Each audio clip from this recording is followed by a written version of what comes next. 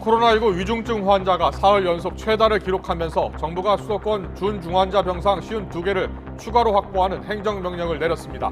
요양병원 종사자의 PCR 검사도 확대하고 소아청소년에 대해선 백신 접종을 적극 권고했습니다. 김부겸 국무총리가 11명이 모인 식사에 참석해 방역수칙을 위반한 것과 관련해서 죄송하다며 거듭 사과했습니다. 백신 접종과 부작용의 인과성과 안정성을 과학적으로 조사하는 민간 전문기구는 오늘 공식 출범했습니다. 민주당 이재명 후보는 민생버스를 통한 2달 동안의 경청 투어를 시작하며 국민의 질책을 달게 받고 당을 변화시키겠다고 밝혔습니다. 부인 김혜경 씨의 낙상 사고와 관련해선 당시 병원으로 이송되는 CCTV 장면을 공개했습니다. 국민의힘 윤석열 후보는 미국 방한단을 만난 첫 외교 일정에서 확고한 한미동맹이 더욱 중요해졌다고 말했습니다. 선대위 구성과 관련해서는 김종인 전 비대위원장이 일부 중진들의 이선 후퇴를 거듭 요구한 가운데 당원 게시판에는 이준석 대표의 사퇴를 요구하는 글이 잇따르는 등 내홍이 커지고 있습니다. 오늘 아침 발생한 진에어 탑승 수속 시스템 장애가 여전히 복구되지 않아 전국 공항에서 항공편 50여 편이 잇따라 지연되고 있습니다. 혼란에 빠진 김포공항 상황을 잠시 뒤 취재기자 연결해서 알아보겠습니다. 오늘부터 유류세가 20% 인하되면서 먼저 기름값을 내린 주유소마다 차들로 북새통을 이뤘습니다. 기름값이 하루가 다르게 올라 소비자가 가격 인하를 체감하기 어려울 거란 우려도 나오고 있습니다. 뉴스큐 잠시 뒤에 뵙겠습니다.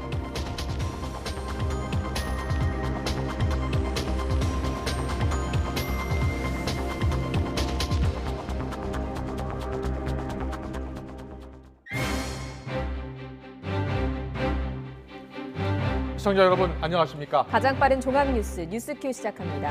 검찰 수사가 미진하면 또 윤석열 후보의 부산저축은행 수사도 포함을 하는 조건을 제시했습니다. 민주당 이재명 대선 후보가 이른바 대장동 의혹 특검에 대해서 이렇게 조건부 수용 의사를 밝혔지만 여야의 논의는 첫 발도 떼지 못하고 있습니다. 특검법 협상에 나서겠다던 민주당 지도부가 검찰 수사 결과가 나오기 전에 특검은 없다며 입장을 선회했습니다. 이에 대해 국민의힘은 이중 플레이를 하느냐며 비난을 퍼부었습니다. 국회 취재기자 연결합니다. 부장원 기자. 네, 국회입니다. 특검 협상이 본격적으로 물꼬가 트이는가 했는데요. 아닌 것 같습니다. 민주당 지도부가 검찰 수사가 먼저라는 입장을 밝혔다고요? 그렇습니다. 민주당 이재명 대선 후보가 이틀 전 검찰 수사가 미진할 경우 특검을 받을 수 있다고 포문을 열었죠. 이에 민주당 역시 협상엔 나설 수 있다고 기조를 정했었는데 오늘 사실상 특검과는 거리 두기로 입장을 선회했습니다. 송영길 당대표가 직접 나서 이재명 후보의 조건부 특검 수용은 현재 진행되고 있는 검찰과 공수처의 철저한 수사를 다시 한번 강조한 의미라며 특검 논의에는 선을 그었습니다. 들어보시겠습니다.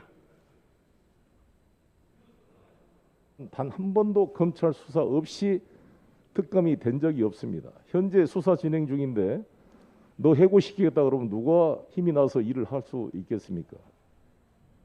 이와 관련해 고용진 수석 대변인도 특검 여론이 큰 상황에서 회피하는 건 아니라는 의미였다며 수사 결과를 전제로 한 특검 수용임을 다시 한번 강조했습니다. 그러자 조속한 협상을 요구해왔던 국민의힘은 총공세에 들어갔습니다. 김기현 원내대표는 이재명 후보는 국민 여론을 간보고 민주당은 뒤에서 이중 플레이를 하냐며 직격했는데 들어보시겠습니다. 후보자는 앞에서 특검을 도입하자는 말을 하면서 국민 여론의 간을 보고 있고 그러면서 당은 뒤에서 특검을 저지하는 이중 플레이 작전이 아니라고 한다면 지체 없이 여야가 만나 특검법을 논의해야 합니다. 현재 물밑으로 협상 제의가 오가고는 있는데 지켜봐야 하겠지만 실제 회담이 이뤄질지는 불투명합니다. 네, 특검 후폭풍이 거센데 이재명 후보는 오늘 전국 순회 일정을 시작했죠. 매주 타는 민생버스, 메타버스라고 이름을 붙였는데요. 어떤 방식으로 진행되는 겁니까? 네, 오늘부터 8주에 걸쳐 매주 3, 4일 일정으로 전국 8개 권역을 순회하는데요. 오늘 첫 방문지는 부산과 울산 그리고 경남입니다. 앵커께서 말씀하신 것처럼 이재명의 매주 타는 민생버스, 일명 메타버스 프로젝트를 통해 민심 탐방과 함께 특히 청년층과의 교감을 나누는 데 집중한다는 구상입니다. 취약층인 2030 달래기에 사활을 건 모습인데요. 버스 안에 스튜디오를 차려서 청년층과 초청해 토크쇼도 갖고 차박용 차량으로 캠핑도 할 계획입니다. 또 세대별 참여자와 대화를 나누는 국민 반상회, 국민 의견을 듣고 정책에 반영하는 국민 정책 제안 프로그램도 진행할 계획입니다. 첫날인 오늘은 울산에서 중앙 전통시장을 방문한 뒤 청년들과의 대화 등을 소화하고요. 이후 부산으로 넘어가 부산국제영화제 광장에서 시민들과 만나고 영화 1984 최동원을 관람하는 등 저녁 늦게까지 일정을 진행합니다. 국민의힘 윤석열 대선 후보 이틀간의 지방 일정을 마치고 복귀했죠. 선대위 구성에 속도를 낼 것 같은데 추가 인선 소식이 있습니까? 네, 우선 윤석열 후보는 오늘 데니얼 크리튼브링크 미국 동아태 차관보와 미 상원의원 대표단을 만났습니다. 제1야당 후보로서 외교 행보에 첫 발을 뗀 셈인데 상견례를 겸해 향후 한미동맹 등 양국 관계 전반에 대해 의견을 나눴습니다. 지금은 외신 기자단과 간담회를 갖고 있는데요. 당장 당내 관심은 선거대책위원회 구성, 특히 인선 문제입니다. 총괄선거대책위원장으로 거론되는 김종인 전 비상대책위원장은 오늘 아침 CBS 라디오에 나와 또 쓴소리를 했습니다. 선대위가 크다고 선거에 이기는 게 아니라면서 국민이 식상해야 하는 똑같은 얼굴들을 내놓는 건 감흥이 없다고 직격한 겁니다. 자신의 역할에 대해서도 압박했는데 들어보시죠. 나는 뭐 예서 후보 안 하기가 아니라 이 후보 스스로가 확실성을 갖고서 결심을 하는 거지. 그 나하고는 그냥 관계가 없어요. 그러니까 솔직히 해서 내가 무슨 허수아비 노릇은 할 수 없잖아. 현재 윤석열 후보 측에서는 절충을 거쳐 캠프 핵심인 총괄 선대본부장 자리에는 4명을 공동으로 두는 방향으로 가닥을 잡고 있습니다. 임태희 전 대통령 비서실장과 4선 중진인 권영세 의원 등이 거론됩니다. 후보 비서실장인 권성동 의원은 YTN과의 통화에서 거론되는 여러 사람들을 만나면서 의중을 묻고 있다고 말을 아꼈는데 오늘부터 이번 주말까지 물밑 협상이 계속될 전망입니다. 지금까지 국회에서 YTN 부장원입니다. 지난 9일 더불어민주당 이재명 후보는 부인 김혜경 씨의 낙상 사고로 당일 일정을 모두 전격 취소하고 하루 동안 부인을 간호한 적이 있습니다. 네, 그런데 이 후보의 폭행 탓에 김혜경 씨가 다쳤다는 허위 사실이 인터넷에 유포되자 이 후보 측이 당시 상황이 담긴 CCTV 사진을 공개하면서 정면 대응에 나섰습니다. 화면으로 보시죠. 네, 더불어민주당 선거대책위원회 배우자 실장이죠. 이해식 의원이 페이스북에 올린 사진입니다.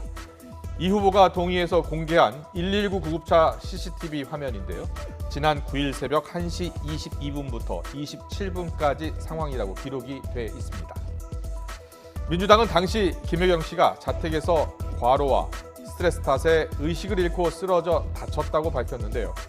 김 씨는 구급차 안에 간이 침대에 힘없이 누운 채 구급대원 진료를 받고 있고 이재명 후보도 지켜보고 있습니다.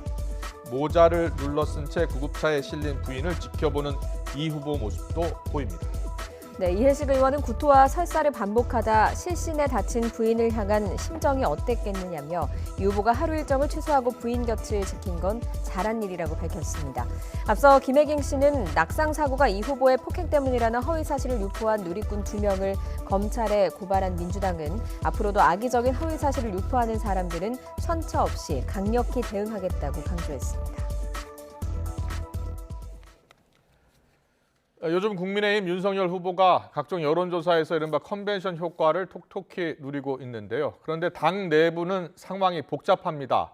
선대위 구성을 놓고서 이준석 대표와 김종인 전 비대위원장이 사실상 특정 중진들의 이선 후퇴를 요구하고 나서면서 갈등이 증폭되는 조짐입니다.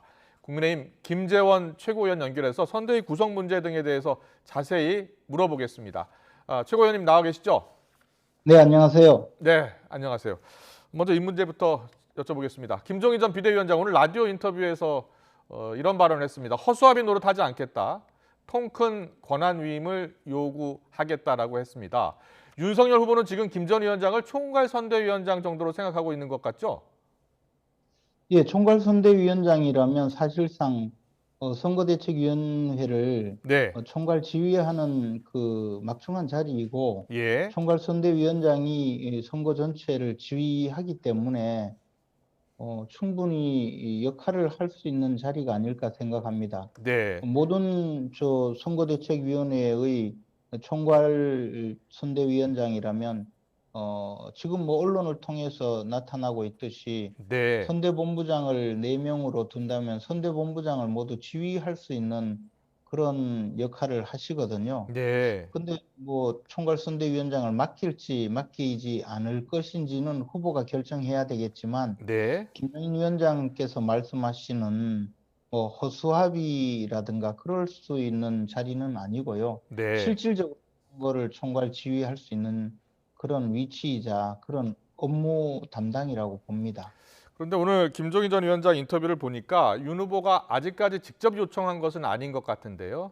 미리 요청을 만약에 한다면 아예 정권을 달라 이런 뜻으로 들리던데, 자, 어떻게 보셨어요? 선거대책위원회는 사실 권한을 행사하거나 무슨 인사권을 부여받아서 인사권을 예. 행사 이런 일보다는 선거를 기획하고 선거의 방향을 정하고 네. 그리고 이제 차기 정부를 담당할 수 있는 대통령을 뽑는 선거운동을 지휘하는 역할이거든요. 예. 그렇다면 정권을 부여한다든지 이런 것보다는 예. 그 선거 운동의 방향 또 예. 현재 대통령 후보로 선출된 윤석열 후보의 장점과 또 미래 비전을 제대로 알릴 수 있는 그 방향에서 네. 역할을 하는 것을 의미한다고 봅니다. 그렇군요. 저는 정권을 부여하고 부여하지 않고의 문제보다는 네. 어떤 방향으로 선거운동을 지휘할 것인지를 보여주시는 것이 훨씬 더 중요하고 의미 있는 일이 아닐까 생각합니다. 네, 선거 운동의 방향 같은 것을 제시하는 게 지금 더 중요한 상황이다라는 말씀이신데, 김종인 전 비대위원장 오늘 인터뷰 내용 중에 이런 내용이 있었습니다. 박근혜 봐라 문고리 3인방에 의존하면 안 된다라는 취지로 이야기를 했습니다. 다시 말해서 이 캠프 쪽에 있는 측근 일부는 배제돼야 하는 것 아니냐 이렇게 요구하는 것 같거든요. 어떻게 보셨어요? 저는 사실 윤석열 캠프에 누가 어떤 정도로 역할을 하는지를 개인적으로는 잘 모르는데요. 캠프에 예. 가본 적도 없고 하기 때문에. 그런데 윤석열 후보가 지금 정치 참여 선언을 하고 참여한 지가 넉 달 되었고, 예. 우리 당에 입당한 지가 3개월 되었거든요. 네. 그래서 가까이서 보좌를 했다고 하더라도 예. 얼마 되지 않는 기간이기 때문에 그렇군요. 예. 그분들이 이른바 문고리 역할을 할 수 있을까? 저는 오히려 그게 의문이고요. 네. 또 그런 역할을 하는 분이 있는지도 저는 조금 의문입니다. 그렇군요. 예. 정치를 시작한 지도 오래되지 않았고 입당한 지도 그렇습니다. 석 달 정도밖에 안 됐으니까 그런 측근이 있는지 잘 모르겠다라고 이야기해 주셨습니다. 예, 보통 정치인들 중에는 오래된 정치인 중에는 집사, 예. 독신, 가신 이런 분들이 있는데요. 네. 그런 이야기 들어본 적이 없지 않습니까? 그래서 예. 그런 이야기는 그렇게 걱정 안 하셔도 될 사안이 아닌가 생각합니다. 그래도 김종인 전 비대위원장이 대선을 여러 차례 치러봤고 또 본인이 지휘를 해봤기 때문에 걱정되는 부분이 있는 것 같더라고요. 이준석 대표도 8.2 때 하이에나 제거해야 한다라고 공개적으로 지금 말하고 있습니다. 이런 발언들에 대해서는 어떻게 생각하세요? 그 이야기도 마찬가지인데 사실은 이제 하이에나가 누군지 8.2 때가 누군지는 모르겠지만 선거에 지금 한 서너 달 정도 활동을 한 윤석열 후보 주위에 네. 많은 분들이 모여서 이제 선거를 돕거나 또 앞으로 이제 대선을 도울 텐데 예. 이분들의 물론 역할 조정이 필요할 수는 있습니다. 어떤 분이 역할을 제대로 못한다든지 또는 과도한 역할을 한다든지 하면 조금 조정해서 예. 새로운 역할을 부여하거나 조금 다른 일을 맡기는 것은 몰라도 누구는 마음에 안 드니까 누구는 좀 역할이 전혀 필요 없는 사람이니까 모두 다 쫓아내고 이렇게 하는 것은 선거의 기본이 야. 조금 선거의 기본에 좀 맞지 않는 것 같습니다. 왜냐하면 우리 흔히 하는 말로 자기 표라도 있는 사람들을 네. 당신 필요 없다고 선거 캠프에서 몰아내면 그런 식으로 선거 운동을 하면 사실 얻는 것보다 잃는 게 훨씬 많거든요. 저는 네. 기왕에 돕기로 하고 또 캠프에 참여했던 분들은 일단 함께 가는 방향으로 선대위를 구성하고 다만 역할 조정이 필요한 분들은 과감하게 역할 조정을 해주는 방식으로 가는 것이 어떨까 하고 생각하고 있습니다. 네. 그래서 일각에서는 지금 캠프 출신 윤석열 후보 측 그리고 이준석 대표, 김종인 위원장 이렇게 선대위 구성을 어떻게 할 것인가를 놓고서 벌써부터 지금 힘겨루기 하는 것 아니냐 이런 시각이 있어요. 그리고 오늘 보니까요. 국민의힘 게시판에 이준석을 퇴출시켜야 한다라는 글들이 계속 올라오고 있다고 하거든요. 혹시 들으셨어요? 언론에 뭐 그런 보도를 조금 봤는데 네. 어쨌든 이 선거 캠프라는 거 지금 이제 그 3월 9일 날 대통령 선거에서 윤석열 후보를 당선시키기 위한 목적으로 전부 모여있고 또 당선에 도움되는 사람이면 어느 누구라도 참여시켜서 네. 함께 가야 하는 것이 선거 캠프거든요. 예. 근데 그 선거 캠프에 뭐 주도권 다툼을 할 이유도 없고 그렇게 예. 해서도 안 되고요. 스스로 내가 대선 국면에서 대통령 선거에서 어떻게 도움을 줄 것인가 하고 그 도움을 줄 수 있는 역할을 찾아가는 것이 지금 현재 필요한 일이라고 생각합니다. 예. 그리고 이 모든 것을 결정해야 할 사람은 윤석열 후보 본인이고요. 예. 특히 우리 당의 당헌상으로도 선거대책위원회 위원장과 선거대책위원회 구성을 대통령 후보가 하게 되어 있거든요. 예. 그렇기 때문에 그 과정에 어떤 뭐 다른 분들이 의견을 제시하는 것까지는 뭐 좋은 일인데 네. 그 결단은 후보에게 맡기고 후보를 돕는 일에 뭐 전부 다 그 나서는 것이 좋지 않을까 생각합니다. 특히 네. 이제 김정일 위원장께서는 자신의 역할을 좀 많이 하기 위해서 이런저런 말씀을 하시는데 윤석열 후보가 정치력을 발휘해서 잘 조정해서 함께 가면 좋지 않을까 생각합니다. 네. 결국은 윤석열 후보가 누구를 선택하고 결정을 할진 윤석열 후보의 몫입니다. 그런데요, 최근에 2030 세대 상당히 표심이 중요한데 2030 세대 탈당이 논란이 됐는데 김재원 최고위원이 얼마 전에 뭐 40명 남짓 탈당했다고 해서 논란이 됐었잖아요. 그때 이준석 대표가 저희 프로그램에 출연을 했는데 이게 일종의 조롱하는 것 아니냐라고 강하게 비판한 적이 있습니다. 어떻게 된 일이었습니까? 예. 그때 당시에 이준석 대표와 저 그리고 한교 사무총장 3명 있는 자리에서 네. 탈당이 많다는 이야기에 대해서 한교 사무총장이 지금 중앙당이 접수된 탈당계는 40여 명이다. 그리고 예. 이 탈당 자체가 그렇게 이례적이지 않다고 해서 그러면 네. 그것을 공개하자라는 차원에서 이야기가 나왔고 그런 내용을 공개한 것이고 그 사실은 이준석 대표도 잘 알고 있는데 그것이 무슨 뭐 2030 세대가 탈당자가 적다 많다 이것을 제가 이야기한 것도 아니고 그것을 조롱하려는 의지도 없었고요. 네. 만약에 탈당자가 그것과 달리 시도당의 집계까지 모두 다 합치면 탈당한 2030 세대가 2100명이고 전체가 3000여 명에 이른다고 저게 귀뜸을 해줬다면 당연히 그렇게 이야기했겠죠. 그걸 예. 뭐 조롱한 적도 없고 조롱할 의사도 없고 조롱해서도 안 되고요. 또 조롱할 네. 필요도 없고. 예, 그걸 끌고 그런 이야기로 끌고 가는 것은 뭐 별로 사리에 맞지 않다고 봅니다. 아, 그렇군요. 알겠습니다. 그렇다면 김재원 최고위원께서는 2030 지금 탈당 움직임 수천 명으로 집계가 되고 있는 것 같은데요. 이것을 지금 어떻게 보고 계세요? 어떻게 이 문제를 국민의힘이 대처해야 된다고 보십니까? 뭐 당연히 우리 당에서 정말 애지중지해야 될 젊은 세대들이 탈당의 대열에 나가는 것은 예. 우리가 한 사람이라도 더 붙잡고 그분들이 생각하는 정치적 이상과 현실을 모두 다 조화롭게 만드는 것이 중요하거든요. 네. 이번 탈당 하신 분들 통계에도 같은 기간에 2,100명이 탈당하고 1,700명이 새로 입당을 했지만요. 예. 2,100명 전원에 대해서 우리가 안타깝고 죄송스럽게 생각하면서 함께 가야 된다고 봅니다. 앞으로도 예. 마찬가지로 탈당하시는 분들은 늘어날 수밖에 없고요. 당분간은. 예. 과거의 사례도 보면 경선이 끝나면 10%에서 20% 정도가 한 달 내에 탈당을 했거든요. 네. 그렇게 되지 않도록 우리 당이 좀 더 매력적인 당으로 되도록 해야 되고요. 현재 입당하시는 분들도 굉장히 많은데 그분들도 절대로 탈당하지 않고 우리와 함께 갈 수 있도록 좋은 당을 만드는 것이 우선의 급선무라고 생각합니다. 네, 알겠습니다. 지금 마지막으로요. 선대위 구성과 관련해서 여쭤보겠습니다. 지금 선대위 구성도 삐걱거리고 있는 것 같은데 권선동 비서실장, 이양수 수석 대변인, 김병민 대변인 정도인데요. 이와 관련해서 임태희, 금태섭, 윤희숙 전 의원 등 합류가 계속 거론되고 있는데 이분들의 합류 여부가 실제로 좀 논의되고 있는 건 맞습니까?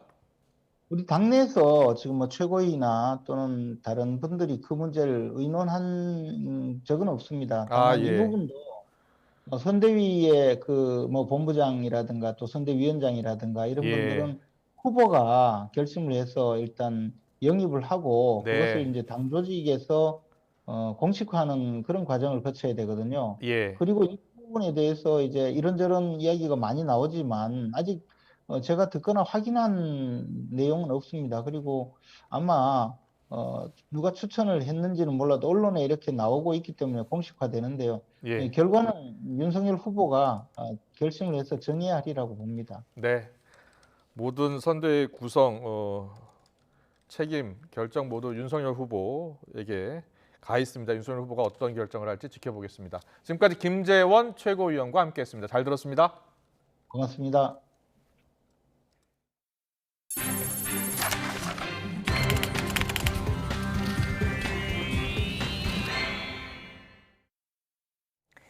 오늘부터 유류세가 6개월 동안 20% 인하됩니다. 휘발유와 경유 가격도 조금씩 떨어지면서 곧바로 가격이 떨어진 주유소에는 아침부터 북새통이 일었습니다. 현장 취재기자 연결합니다. 강희경 기자.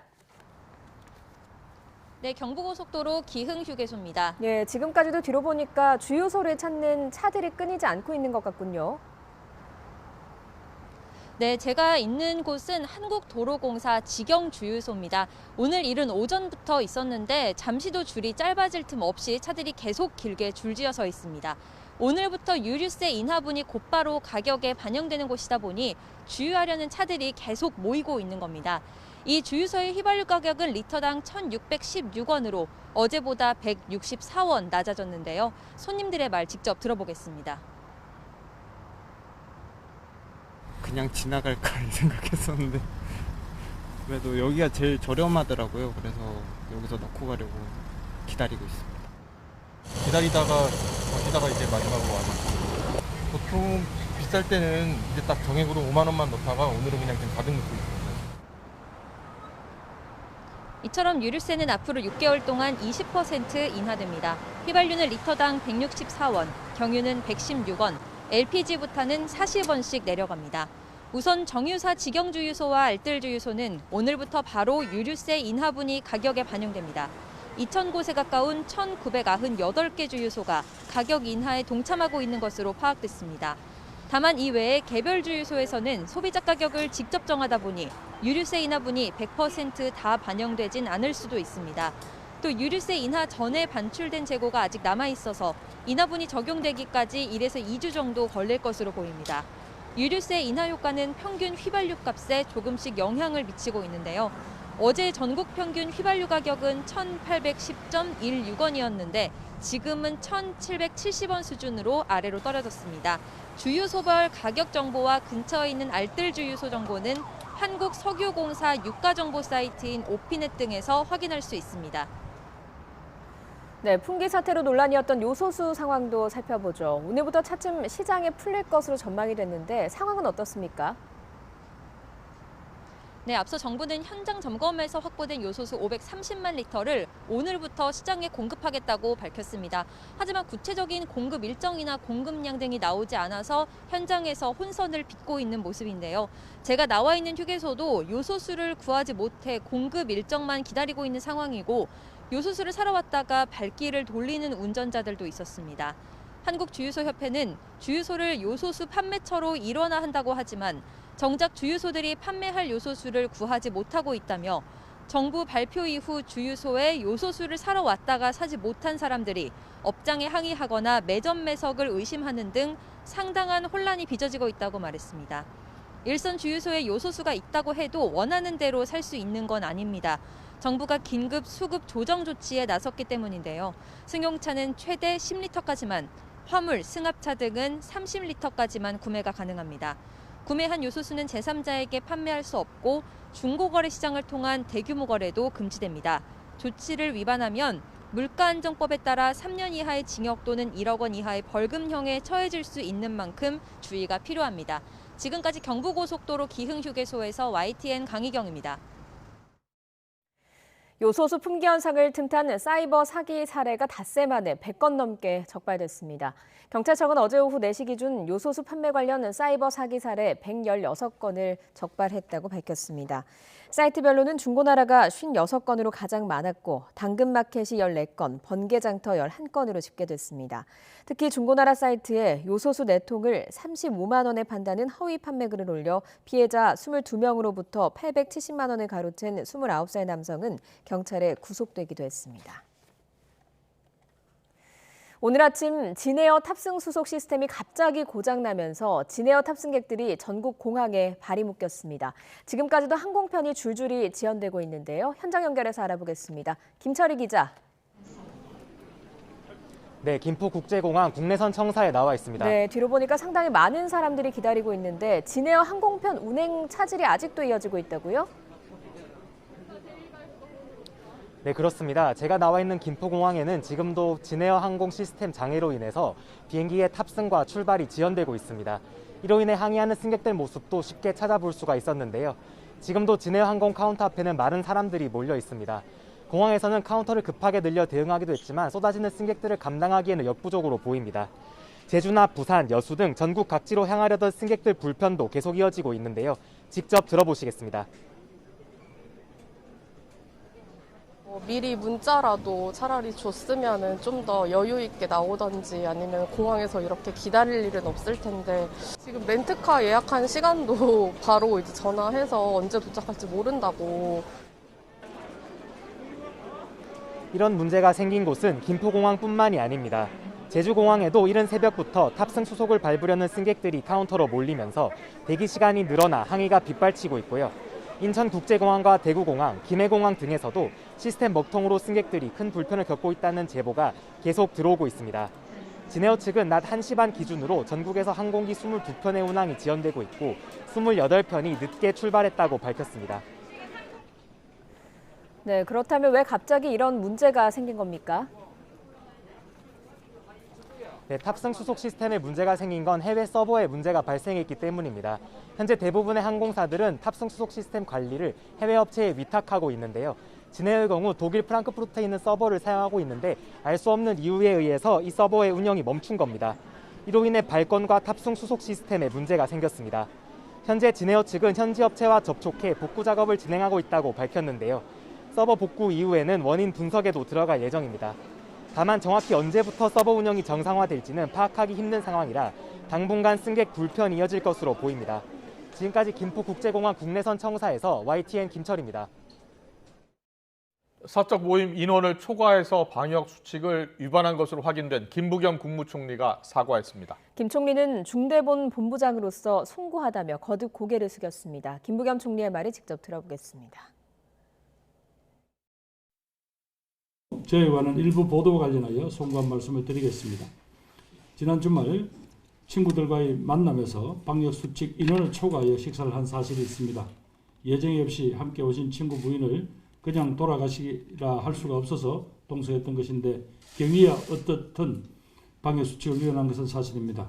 국민들께 그것도 중앙재난대책안전본부장으로서 무엇라 사과의 말씀을 드려야 할지 모르겠습니다. 앞으로 다시는 이러한 일이 없도록 철저하게 저 자신부터 다시 살펴야겠다는 약속을 드립니다. 다시 한번 깊이 죄송하다는 말씀을 드립니다. 코로나19 신규 확진자는 2,368명으로 사흘째 2,000명대를 기록했습니다. 일상회복 단계 주요 지표인 위중증 환자 수도 더 늘어서 사흘째 역대 최다를 이어갔습니다. 취재기자 연결합니다. 신현준 기자. 네, 신현준입니다. 네, 자세한 확진자 현황부터 전해 주시죠. 네, 오늘 0시 기준 코로나19 신규 환자는 2,368명입니다. 전날보다 150명 넘게 줄었지만 사흘째 2,000명대입니다. 일상 회복 단계에서 확진자보다 더 중요한 지표가 위중증 환자 수인데요. 위중증 환자는 2명이 늘어 현재 475명이 인공호흡기나 에크모 치료 장비로 치료를 받고 있습니다. 위중증 환자가 늘면서 사망자 수도 두 자릿수를 이어가고 있습니다. 코로나19 관련 사망자는 18명이 늘어 누적 3,058명입니다. 이런 가운데 방역당국은 어제 오후 5시 기준으로 서울의 코로나19 중환자 전담 병상 345개 가운데 260개가 사용 중으로 병상 가동률이 75.4%라고 밝혔습니다. 경기도는 70.3%, 인천도 72.2%의 중환자 병상이 차 있는 상태입니다. 앞서 정부는 단계적 일상회복 조치를 잠시 중단하는 비상계획의 기준의 한 예로 중환자실 병상 가동률 75% 이상을 제시했었는데 서울은 이미 기준을 넘어섰고 인천과 경기도 육박한 셈입니다. 중증에서 상태가 호전되거나 혹은 중증으로 악화할 가능성이 높은 환자를 치료하기 위한 준중환자 병상 가동률은 전국 기준 63.1%이고 수도권만 보면 76.1%입니다. 네, 오늘 중대본 회의에서는 위중증 환자가 연일 최고치를 기록하는 데 대한 분석이 나왔다고요? 네, 하루 평균 확진자 수가 2,000명을 넘고 60세 이상 확진자 비율이 늘고 있기 때문이라는 게 보건당국의 설명입니다. 권덕철 보건복지부 장관은 오늘 중대본 회의 모두 발언에서 지난달 1일 14.5%였던 60대 이상 확진자 비율이 지난 1일엔 30.9%, 오늘은 33%로 2배 이상 급증했다고 말했습니다. 신규 확진자 3명 중 1명이 60대 이상인 셈인데요. 이는 올해 상반기 접종을 완료한 고령층이 시간이 지나면서 접종 효과가 약해져 돌파 감염이 확산하고 있기 때문으로 분석했습니다. 10만 명당 돌파 감염 발생률은 80세 이상이 144명, 70대가 124명, 그리고 60대가 120명입니다. 이처럼 돌파 감염이 잇따르자 정부가 대책 마련에 나섰는데요. 중대본은 감염병 전담 요양병원 4곳에 405개 병상을 추가해 고령층의 집단 감염에 대응하기로 했습니다. 서울은 2곳에 180병상과 인천과 경기에 각각 1곳씩 모두 225개 병상이 마련되면 전체 병상은 1,004개로 늘어납니다. 또 환자가 집중적으로 발생하고 있는 수도권 요양병원과 요양시설, 정신병원 종사자의 PCR 진단 검사를 주 한 차례에서 2차례로 확대하기로 했습니다. 지금까지 사회 2부에서 YTN 신현주입니다. 네, 앞서 전해드린 것처럼 위중증 환자 연일 최다치를 기록하면서 방역당국의 고심도 깊어지고 있습니다. 정부는 추가 병상 확보를 위해서 각 병원에 병실을 더 확보하라는 지금 2차 행정명령까지 발동한 상황입니다. 하지만 현장에선 불만의 목소리가 나오고 있습니다. 경기도 의료원 이천병원의 이현섭 간호사 화상으로 연결해서 이야기 들어보겠습니다. 간호사님 나와 계시죠? 네, 안녕하십니까. 네, 안녕하십니까. 얼마나 고생이 많으십니까? 예, 저희가 들어보니까 코로나19 위중증 환자가 연일 최다치를 지금 기록하고 있고 그래서 각 병원마다 비상이 걸렸다고 들었습니다. 단계적 일상회복 시행 전과 비교하면 얼마나 늘었습니까? 저희 병원 기준으로 말씀을 드리면요. 이제 단계적 일상화 전에는 이제 한 80명 정도에서 100명 사이 정도로 이제 입원 환자 수가 좀 줄었었어요. 예. 네, 다시 확진자분들이 많이 늘어나면서 현재는 한 130명 정도 유지를 하고 있고요. 130명보다 조금 많고요. 예. 근데 최근 요 양상이 되기 전에는 175명까지 저희가 수용이 가능한 병원이었거든요. 네. 그때 당시에는 이제 일반적으로 말씀하시는 경증 환자들이라든지 이런 분들이 위주였기 때문에 업무 강도가 사실상 지금과 비교해서 그렇게 높지는 않았었거든요. 근데 아마 연초라든지 작년 말같이 지금은 이제 요양병원에서 오시는 치매 환자분들이라든지 거동이 불가능한 와상 환자분들이 많이 들어오고 계셔가지고 실제로 환자 수는 130명대까지 줄었지만 업무 강도는 다시 예전처럼 다시 돌아가서 높아지고 있는 상황입니다. 예, 그 말씀인즉 이 위중증 환자 중에는 고령층 환자들이 더 많아졌다 이렇게 좀 저희가 이해를 해도 되겠습니까? 네, 그래 주시면 될 것 같습니다. 예. 경기도 의료원 중에도 차이가 조금 있기는 하지만 이제 그 치매나 이제 요양원에서 오시는 환자분들의 비율이 높은 곳은 거의 40%의 비율을 차지할 정도로 좀 많이 들어와 계시거든요. 네. 알겠습니다. 그렇다면 현재 이천병원 코로나19 병상 이제 얼마 남지 않았겠네요? 네, 실제로 지금 간호인력으로 운영이 가능한 병상은 이제 최대치라고 봐주시면 될 것 같습니다. 그렇군요. 예. 최대치까지 지금 병상이 꽉 찬 상황입니다. 예. 그런데 지금 수도권에 정부가 병상을 추가 확보하라고 지금 행정명령하고 있잖아요.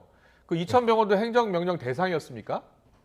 저희 같은 경우에는 이제 그 병상을 더 늘리라고 하시기보다는요. 예. 이미 그 전에도 이제 170여 명 정도의 이제 환자분들을 받았다고 말씀을 드렸잖아요. 네. 최대치로 늘려놓은 상태에서 더 병상 수를 줄이지 말라고 명령이 내려오고 있는 상황입니다. 이미 최대치로 늘려놓은 상태여서 줄이지는 말라라고 요청이 들어온 건데 사실 뭐 병상이 있어도 환자를 돌보는 건 의료진이잖아요. 의료 인력 문제는 지금 이천 병원의 경우는 좀 어떻습니까? 저희 같은 경우에는 이제 아마 질문을 좀 두실 것도 같은데 이제 파견 인력이라고 말씀들 하시는 파견 간호사 선생님들이 한 40분 정도 와서 계속 근무를 해주고 계세요. 이제 그 지금 환자를 보고 있는 인력은 이 파견 오신 선생님들까지 다 포함이 된 인력이고요. 네. 그렇군요. 네. 그럼 파견 간호사 40명을 포함해서 그럼 모두 몇 분의 간호사분들, 의료진들이 돌보고 계신 겁니까? 즉 경기도에서 이제 말씀을 하시는 그 기준은 최소한 이제 총 간호 인력 1명당 이제 환자분 한 분은 볼 정도의 비율이라고 하니까요. 그러면 저희가 한 170여 명 정도 커버가 가능한 그냥 그 정도 인원이라고 봐주시면 될 것 같아요. 네, 알겠습니다. 의료 인력 문제는 지금 좀 지원 인력이 필요하다거나 그러신 상황은 아닙니까? 어떻습니까? 현장에서는? 현장에서는 지원을 해주신다고 하면은 혹시 어떤 지원을 말씀하실지 조금 지금 정부가 발표 내용을 보면요. 의료 인력 문제 각 병원이 요청을 하면 중수본에 있는 대기 인력을 바로 지원할 것이다 이렇게 이야기했거든요. 이게 사실상 이제 그 파견으로 와서 도와주시려는 분들이 뭐 그분들의 뭐 능력을 폄하하거나 그러는 건 아니지만요. 이제 기본적으로 여기서 계속 계셔줄 수 있는 분들이 계셔야 항상 똑같은 문제를 제기 드렸지만 이제 능숙하게 일을 하실 수 있고 이제 인수인계가 될 수 있고 이런 분들이 와주셔야 되는 건데 이제 매번 그냥 그때그때 이제 필요한 인력을 보내주시겠다고 하면은 사실 이건 항상 땜질 처방이었거든요. 저희가 그분들 뭐 엄청나게 많은 걸 가르쳐 드리는 거는 아니지만 이제 업무에 대한 인수인계라든지 이런 절차가 보통 일주일 정도 걸리고 보통 이런 분들이 한 달 정도 근무를 하시면은 이제 계약 연장을 안 하시고 돌아가시는 경우들이 제일 많이 있어요. 워낙 업무 강도가 높다 보니까 그런 상황이 벌어지는 것 같은데 뭐 저희가 계속해서 의료진들의 이야기를 귀 기울여 들었습니다만 사실 중환자 한 명을 보살피는 간호사 한 명을 또 배출하는 게 상당히 오랜 시간이 걸린다고 들었거든요. 그런 부분에서 조금 인력 보충에 대한 좀 문제가 있다 이렇게 또 볼 수도 있겠군요. 일단은 이제 말씀해 주시는 것처럼 뭐 복지부나 이제 위쪽에서 말씀하시는 분들은 트레이닝해서 이제 보내주시겠다라고 하는 게 그분들이 해주실 수 있는 최선의 조치라고 생각을 하기는 해요. 하지만 정말로 중환자인 분들을 그 케어할 수 있을 정도의 그 교육을 받으시려면 사실상 이 기간으로는 거의 불가능한 게 맞거든요. 알겠습니다. 위중증 환자는 늘고 숙련된 의료진이 필요한 그런 상황인데 지금 의료 인력, 파견 의료 인력 같은 경우에는 또 일부 좀 교육도 필요한 상황이고 또 한 달 뒤에 또 돌아가고 그렇기 때문에 계속해서 1년 이상 꾸준히 이렇게 치료해 줄 수 있는 그러한 간호사분들이 필요하다라는 이야기로 지금 이해가 됩니다. 그렇다면 정부가 파악하고 있는 건요. 의료 여력상 아직은 감당이 가능하다라고 이야기하고 있는데 조금은 현장을 잘 모르는 답변이네요. 아까 제가 답변을 좀 드리다가 만 부분이랑 이제 연결이 되는 이야기였거든요. 이제 계속 이제 지적을 해주시는 것처럼 이제 간호 인력은 이제 2년 전부터 일하던 그 사람들 그대로 일을 하고 있는 거거든요. 이제 여기에 이제 뭐 간병 인력이 더 투입이 된다든지 아니면은 뭐 이제 뭐 식사 보조 같은 거라도 해주실 수 있는 분이 들어온다든지 이런 여건이 돼 있는 곳들은 거의 전무하다시피 하거든요. 근데 이제 아까도 높은 비율은 40%이지만 지금 당장에 저희 병원 비율로 하면 20% 정도 요양원 환자분들이 차지하고 계세요. 그런데 이런 분들이 이제 식사라든지 이런 걸 못 하시는 분들이시잖아요. 식사를 혼자 못 하신다는 거는 모든 거를 다 케어를 해드려야 된다는 말씀이거든요. 그러니까 식사 후에 뭐 양치도 시켜드려야 되고 뭐 이제 몸을 씻겨드리는 것도 포함이 되는 거고요. 뭐 욕창 관리라든지 이제 뭐 체위 변경까지 다 시켜드려야 되는 거기 때문에 이분들의 한 병동에 10분만 되더라도 한 근무에 10명의 간호사가 근무한다 그러면 이분들한테만 최소한 쏟아야 되는 시간들이 보통 1시간 이상 2시간 정도를 이분들한테만 할애를 해야 되는 거고요. 네. 그럼 나머지 한 40분에 대한 환자분들의 처치는 이 이후에 계속 이어져 가야 되기 때문에 이제 사실상 뭐 2시간 들어가서 근무하고 2시간 나와서 쉬고 이런 식의 근무는 상상할 수 없이 그냥 바로 이어서 계속 풀로 근무를 하게 되고 있는 상황입니다. 그렇다면 근무 시간도 사실상 상당히 많이 늘어나셨겠네요. 네, 그냥 그렇게 되고 있습니다. 거기 네. 이태원 환자분들까지 하면은 사실상 거기서 그냥 살다시피 하고 있는 상황이고요. 네, 살다시피 하고 계시다. 상당히 인력 부족에 지금 고충도 커지고 계신 것 같은데, 자, 이 자리를 빌려서 우리 방역 당국에 꼭 하실 말씀 있으면 해주세요. 이게 그 노조를 통해서 이제 노정 교섭이 있었던 걸로 알고 예, 있어요. 예.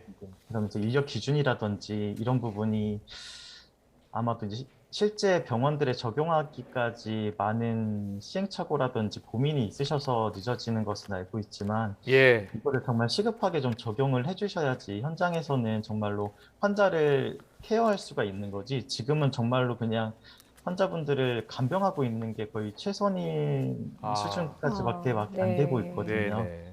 그래서 꼭 인력 기준을 좀 빨리 조속히 좀 내려주셨으면 좋겠습니다. 네, 알겠습니다.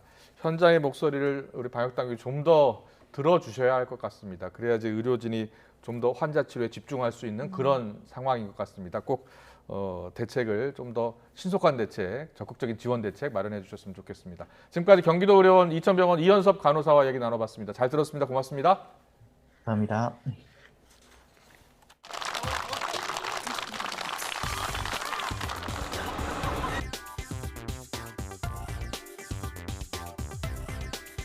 이명박 정권 출범한 지 벌써 20개월이 지났습니다. 가자!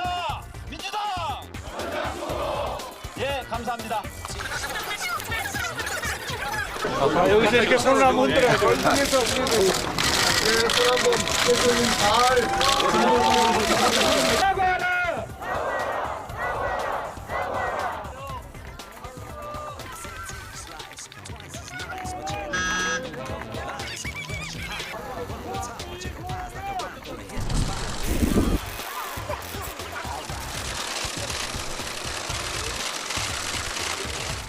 구석구석을 둘러서 여전히 어려운 많은 국민들 만나고 또 그분들과 함께 보듬고 또 울고 나누는 그런 일정을 좀 가져보려고 합니다. 정말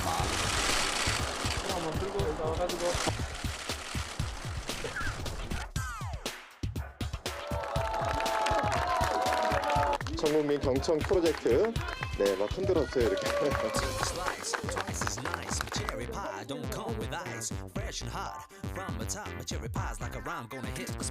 탑승자가 단시간 탑승하기에는 조금 어려운 구조로 특수 설계가 되어 있습니다. 오늘 울산에 내려가는 과정에서 이제 버스를 계속 타시지는 않을 예정입니다. 이거는 가서 지난번에 올라가세요.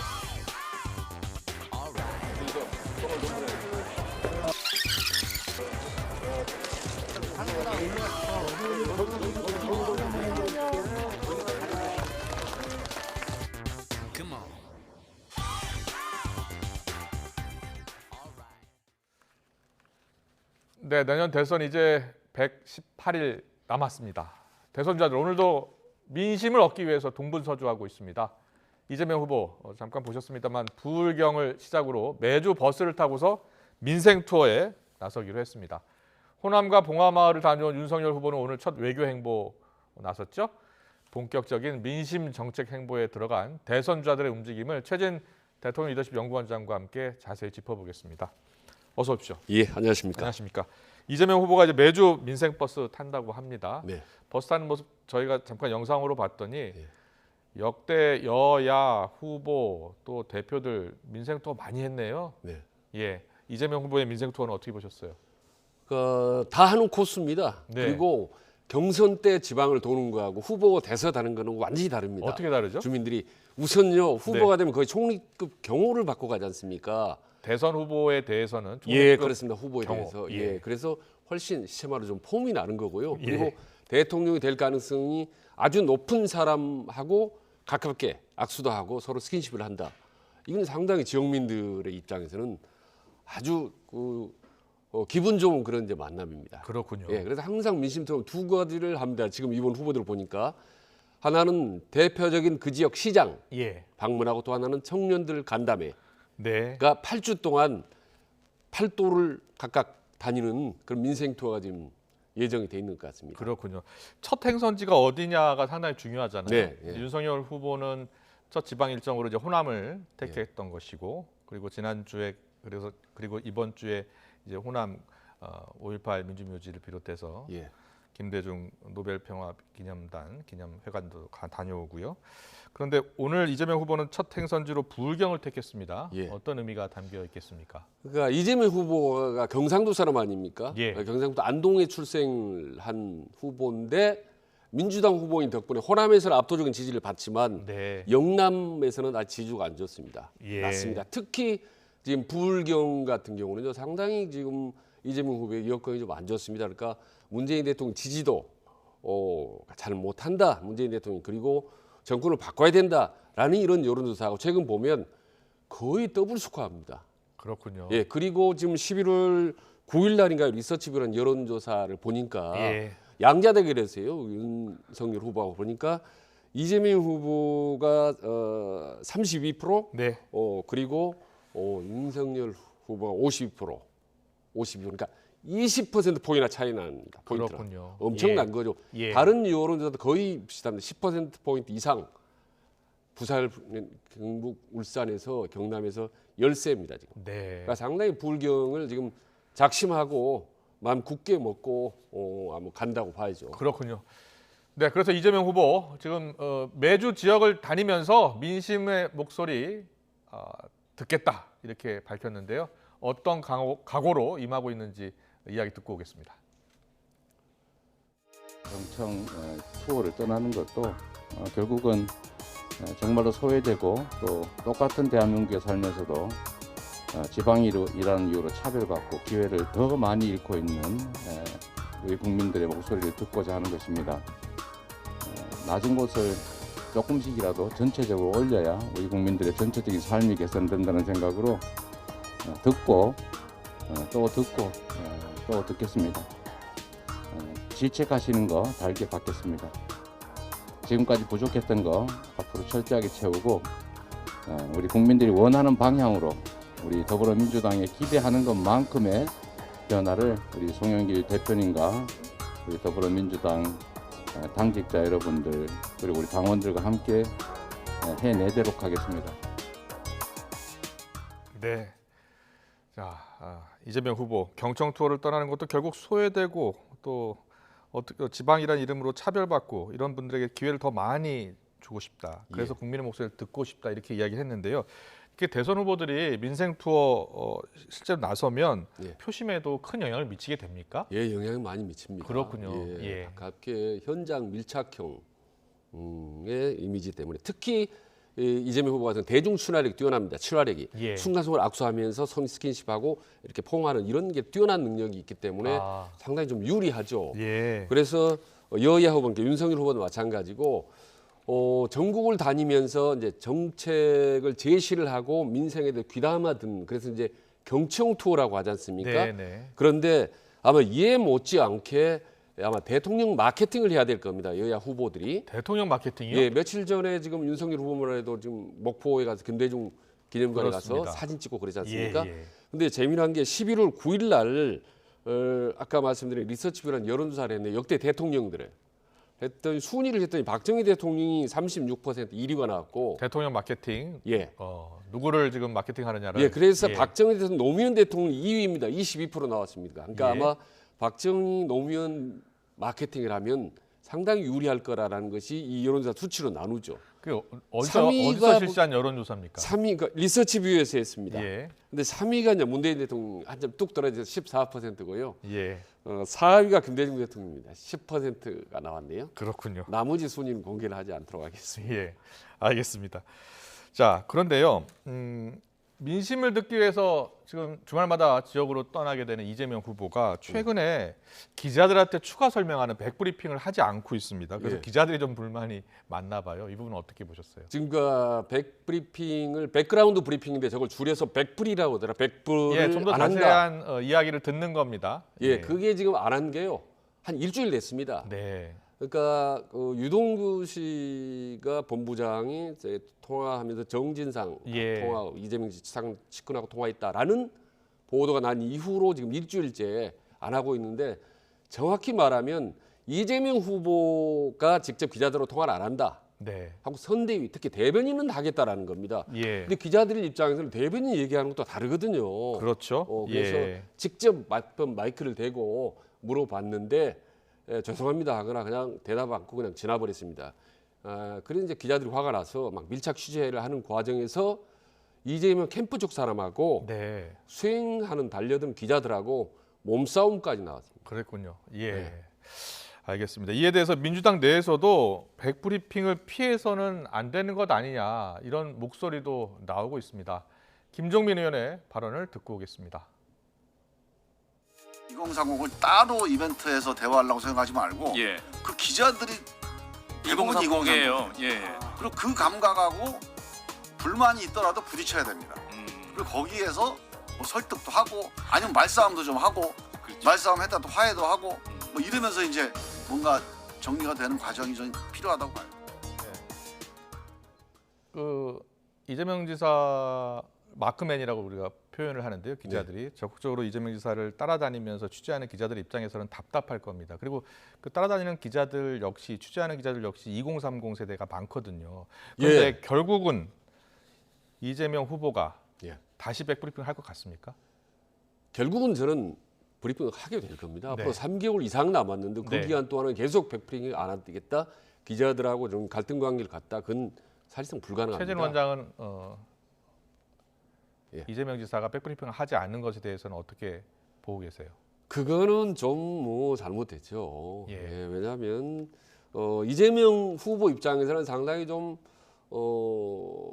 부담스러울 겁니다. 기자들이. 왜냐하면 지금 저희 때 옛날 기자할 때는 뭐 40대, 50대들이 이제 중진 기자들이 정치부 많이 했습니다. 요즘에는 예. 20대, 30대인데 그렇게 호락호락하지 않습니다. 그리고 질문이나 이런 게 되게 예리하고 날카롭고 예. 그리고 기본적으로 대선 후보나 정치인들에서는 약간 좀 비판적인 의식이 셉니다. 네. 기자들이. 그렇기 때문에 말 한마디 잘못하면 그게 설화를 낳고 그러거든요. 근데 이재명 후보 말하더라도 50대 후반, 예. 내일 모레 60이다 보니까 20, 30대 기자들이 좀 부담스럽겠지만 유력한 대통령 후보인데 당연히 20, 30대이고 소통을 해야죠. 예. 그리고 시체마로 깨지고 얻어맞더라도 계속 소통을 해야 되는 겁니다. 예. 기자들하고. 알겠습니다. 자, 그렇게 될 이재명 거라고 후보가 봅니다. 어떤 선택을 할지 좀 더 지켜보고요. 이재명 후보가 지금 2030 세대 청년층을 집중 공략하고 있습니다. 지금 2030 세대 지금 부동층이 상당히 많고요. 예.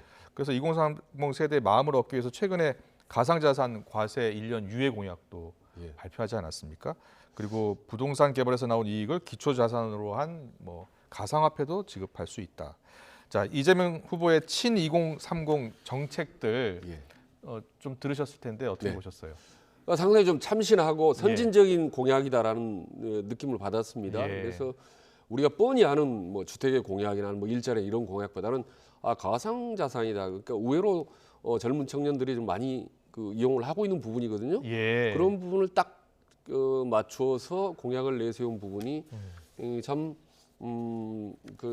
선진적이다라는 건데 다만 이제 20대, 30대 다수가 아직 그 가상자산을 얼마나 뼈 아프게 절실하게 느껴 있는 당면 현안인지라는 부분 그리고 그게 단기적으로 바로 효과가 어느 정도 있는지 네. 있을지 그 부분은 제가 좀 확실한지 잘 모르겠습니다. 앞으로. 그렇군요. 예. 그런데 사실 이 가상자산 과세는 예. 문재인 정부가 계속 추진해 왔었고 예. 내년부터 이제 과세를 하겠다는 거였는데 이제 1년 유예한다고 하니까 이것 역시 예. 지금 문재인 정부와의 차별화 과정 중에 하나 아니냐 이렇게 해석하는 분들이 있더라고요. 예. 그러니까 정차별화가 두 가지가 있지 않습니까? 네. 하나는 정책 차별화인데 이미 이재명 후보의 정책 차별화는 진행되고 있다고 봅니다. 진행이 되고 있다고요? 예, 대치되는 거 대표적인 게 이제 아시다시피 재난지원금 전 국민 확대 아니겠습니까? 예. 뭐 홍남기나 경제부총리는 안 된다고 된다 이렇게 밀고 당기는 그런 정책 차별화가 이루어지고 있는데 그건 한계가 있습니다, 경제는. 근데 진짜 중요한 거는 정치 차별화입니다. 예, 이게 이제 상당히 폭발력이 있죠. 문재인 대통령 입장에서는 상당히 부담스럽지만 후보 입장에서 상당히 효과가 있습니다. 좀 더 구체적으로 정치 차별화란 뭐? 예, 예를 들면 노무현 대통령이 과거에 부산에 내려가서 자, 김대중 정권이 대통령 했는데 우리 부산 경남 해준 게 뭐냐? 뭐 이런 겁니다. 그리고 얼마 전에 김대하 씨가 우리 국내 관제에서 살면서 뭐 시세 차익을 1억 4천 남겼다라는 부분이 있지 않습니까? 이런 부분에 대해서 대통령이 그러시면 안 됩니다라고 공개적으로 비판을 하는 거죠. 그러니까 집권 세력 입장에서는 매우 후보 입장에서도 부담되겠네요. 부담되죠. 근데 그렇게 할 경우에 중도층이 시원시원하게 느끼는 사람들이 많이 있습니다. 그리고 과거의 모든 대통령들이 후보들이 했습니다. 그래서 저는 아마 생각하는데 지지율이 만약에 윤석열 후보하고 차이가 나서 떨어지는 경우가 생긴다면 정치적 차별화를 할 거라고 봅니다. 그렇군요. 정치적 차별화를 할 것이다라고 이렇게 내다 보셨는데요. 지지도가 이제 차이가 난다면, 지지도가 차이가 점점 상황이 어려워진다면이란 전제가 있습니다. 알겠습니다. 이재명 대선 후보 오늘부터 지금 전국 민생 현장 돌며 생생한 시민의 목소리 듣는 순회 일정 시작한다고 전해드렸는데요. 자, 지금 현장에 우리 YTN 취재 기자가 나가 있습니다. 지금 누가 나가 있죠? 김태민 기자. 김태민 기자. 이재명 후보가 첫 일정으로 전통시장을 택했다고요? 네, 그렇습니다. 지금 이곳 울산 중앙전통시장입니다. 오늘 오전 국회에서 매주 타는 민생버스, 메타버스 출정식에 참석한 이재명 후보는 곧장 이곳 울산으로 내려왔습니다. 오늘부터 2박 3일 일정으로 부울경 지역을 훑으면서 민생 현장의 시민들과 직접 대화를 나눌 예정인데 첫 일정으로 이곳 울산 중앙전통시장을 선택했습니다. 지지자들의 환호와 함께 시장에 도착한 이 후보는 시장 상인, 손님들을 두루두루 만나서 현장 목소리를 들었는데요. 한 신발 가게에 들러서 온누리 상품권으로 가족에게 선물할 2만 원짜리 털신 한 켤레를 사기도 했습니다. 이 후보는 조금 전에 시장을 떠나서 울산시의회로 향했는데 그곳에서는 울산의 청년들과 만나서 직접 질문을 듣고 답하는 시간을 가질 예정입니다. 네, 김태민 기자. 그리고 이재명 후보 앞으로 어떤 일정을 계속 소화하게 되는 겁니까? 네, 이재명 후보는 내일과 모레에도 부산과 마산, 거제를 잇따라 훑으면서 숨가쁜 일정을 소화합니다. 일단 부산에서는 일반 시민을 비롯해 지역 벤처기업인 청년들과 대화를 나누고요. 마산에서는 3.15 의거 발원지 기념관을 방문한 뒤 이어서 거제에서는 예비 부부들과 함께 차에서 캠핑하는 차박을 하면서 허심탄회한 이야기를 나눌 예정입니다. 또 행사 중간중간 SNS 라이브 등을 통해서 유권자의 참여와 실시간 소통을 유도할 계획입니다. 이처럼 이재명 후보는 매주 3일에서 4일 일정으로 8주 동안 2달 동안 전국을 돌면서 젊은 세대와 교감하고 또 현장의 목소리를 정책에도 반영한다는 계획입니다. 지금까지 울산 중앙전통시장에서 YTN 김태민입니다. 김태민 기자 수고하셨습니다. 이재명 후보가 본격적인 이제 그 민심 투어에 나서는 그런 모습인데요. 부산, 마산, 거제를 또 가네요. 전국을 팔도를 다 도는 겁니까? 그렇습니다. 대중 속으로 들어가는 건데요. 그렇군요. 저는 상당히 효과가 있습니다. 그리고 아까 얼핏 보시는 차 있지 않습니까? 차요. 저 안에 차 안이 거의 달리는 캠프처럼 해놨습니다. 달리는 캠프. 가서 잠깐 쉴 수도 있고 잘 수도 있고 그리고 젊은이들과 MZ세대로 소통할 수 있게 완전히 소통 시스템을 다 갖춰놨습니다. 그렇군요. 차 안에 이동하면서 20, 30세들하고 서로 소통하고 얘기하고 통화하고 할 수 있는 시스템을 갖춰놨기 때문에 뭐 한번 전 개인적으로 궁금한 게 부울경을 쭉 한번 돌고 난 다음에 지지도감 상당히 좀 상승 효과가 있을지 좀 지켜봐야 되겠습니다. 아마 효과가 꽤 있을 거라고 저는 봅니다. 효과가 있을 것이다. 있을 거라고 봅니다. 네, 알겠습니다. 그리고 이재명 후보 부인 김혜경 씨 얼마 전 낙상으로 병원에 입원한 것을 두고서 온라인에서 각종 억측이 나돌았어요. 그래서 이걸 가지고 이제 법적 대응도 지금 민주당에서는 이야기하고 있고 오늘은 구급차 CCTV도 공개를 했습니다. 그 사진 보셨죠? 봤습니다. 그러니까 대선 때는 후보 부인의 일거수일투족을 기자나 언론들이 이제 주시를 하고요. 네. 그 조그만 행동 하나도 전부 정치적으로 해석을 합니다. 그렇군요. 네, 그렇기 때문에 예. 정말 조심해야 되는 거죠. 지금 이재명 쪽에서는 정말 과로 스트레스로 네. 뭐 설사하고 이렇게 하다가 좀 응급실로 갔습니다. 절도했다, 응급실로 예. 갔다라고 보는데 반대 지형 측에서는 부부간에 뭔가 좀 다툼이 있었지 않느냐, 그 과정에서 뭔가 물리적인 상처가 생겼다, 이런 얘기들이요 아주 상당히 구체적으로 퍼져 있습니다. 근데 댓글 사이에. 그 퍼진 이야기가 사실 확인된 이야기는 아니잖아요. 확인할 수는 없습니다. 저거는 확인이 어렵죠. 그렇기 예. 때문에 이제 가짜 수수다, 대응하다. 그래서 그걸 퍼뜨린 댓글 단 두 사람을 지금 고발을 하지 않았습니까? 네네. 그런데 어찌 됐든 이재명 그리고 윤석열 후보의 부인들은 정말 말 한마디, 행동 하나하나에 엄청 신경을 써야 될 겁니다. 네. 저는 이제 개인적으로 궁금한 게 아마 조만간 윤석열 후보의 부인 김건희 씨가 이제 예. 공개적 활동을 하지 않습니까? 예. 근데 많은 국민들이 아마 머리 스타일 어떤지, 네. 옷차림 어떨지, 아. 그리고 첫 마디를 또 어떤 식으로 얘기할 건지라는 부분에서 거의 현미경으로 들이대다시피 할 그 겁니다. 정도입니까? 예, 무슨 그래서 옷을 입었는지, 무슨 브랜드인지. 그렇습니다. 예. 예. 그리고 핸드백은 뭘 들었는지, 아. 어디를 먼저 가는 건지 정말 때로는 과도할 정도로 들여다보고 예. 또 과도할 정도의 어떤 억측, 소문들이 난무하기 때문에 다만 언론이나 그 반대자를 탓하면 안 됩니다. 네. 대선의 속성이 그렇습니다. 그렇군요. 그렇기 때문에 할 수 예. 없으니 후보 부인들이 조심하고 네. 좀 대비하는 수밖에 없죠. 알겠습니다. 계속해서 국민의힘 윤석열 후보 이야기를 좀 해볼까요? 윤 후보는 오늘 첫 외교 행보를 했습니다. 어떤 모습이었는지 주요 장면 영상으로 보고 오겠습니다.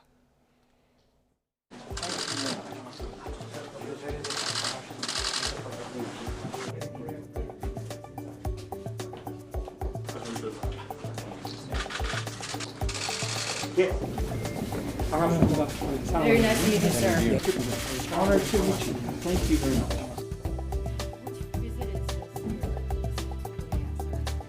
베트남 그 대사 하실 때 그 구정의 그 래퍼 가수하고 찍은 동영상을 제가 아주 감명 깊게 봤습니다. I watched the rapper while you serve as U.S. ambassador to Vietnam. It was very impressive. 얼마 전에 우리 조지아 아틀랜타 브레이브스가 월드 시리즈 우승하고 저도 야구 팬으로서 축하드립니다. 또 이 업무도 많으실 텐데 수고가 많으시고 델프로스 우리 대리 대사님은 미 해병대 출신으로 아주 확고한 애국심과 한미동맹, 네, 한미동맹에 아주 큰 기여를 하고 계신다는 말씀을 들었습니다.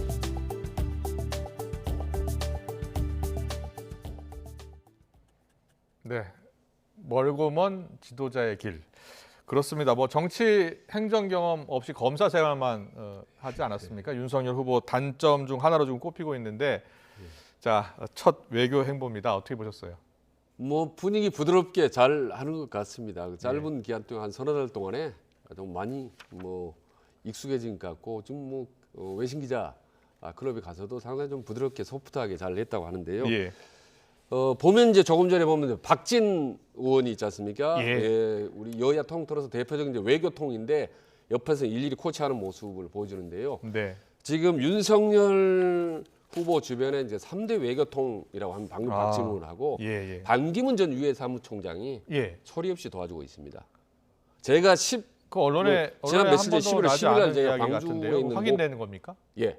아. 제가 11월 10일 날 이제 광주의 방송국에 예. 출연하러 갔는데 네. 그날 저녁 때 반기문 유엔 사무총장이 예. 내려와서 5.18 예. 박남선 씨라고 아시죠? 예. 상황실장 했던 네네. 5.18 때 단둘이 저녁 때 만났습니다. 그랬군요. 예, 그래서 광주가 좀 넓은게 윤석열을 품어줬으면 좋겠다라고 네. 얘기했고 그리고 그 다음 날 아침 조찬을 예. 광주 지역 유지들 한 20여 명을 반기문 총장이 불러서 예. 식사 대접하겠습니다. 그랬군요. 그러니까 소리 없이 상당히 좀 네. 적극적으로 움직이는 거 보면 예.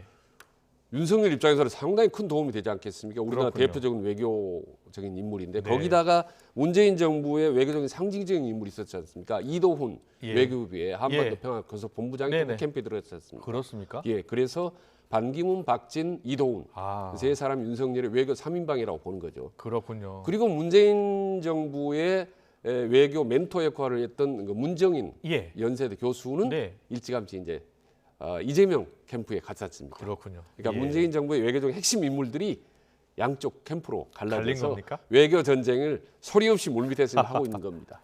알겠습니다.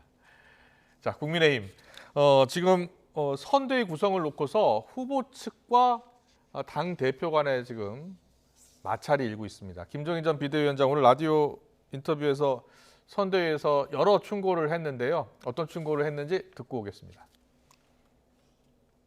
선거대책위원회가 크다고 그래서 선거에 이기는 건 아니에요.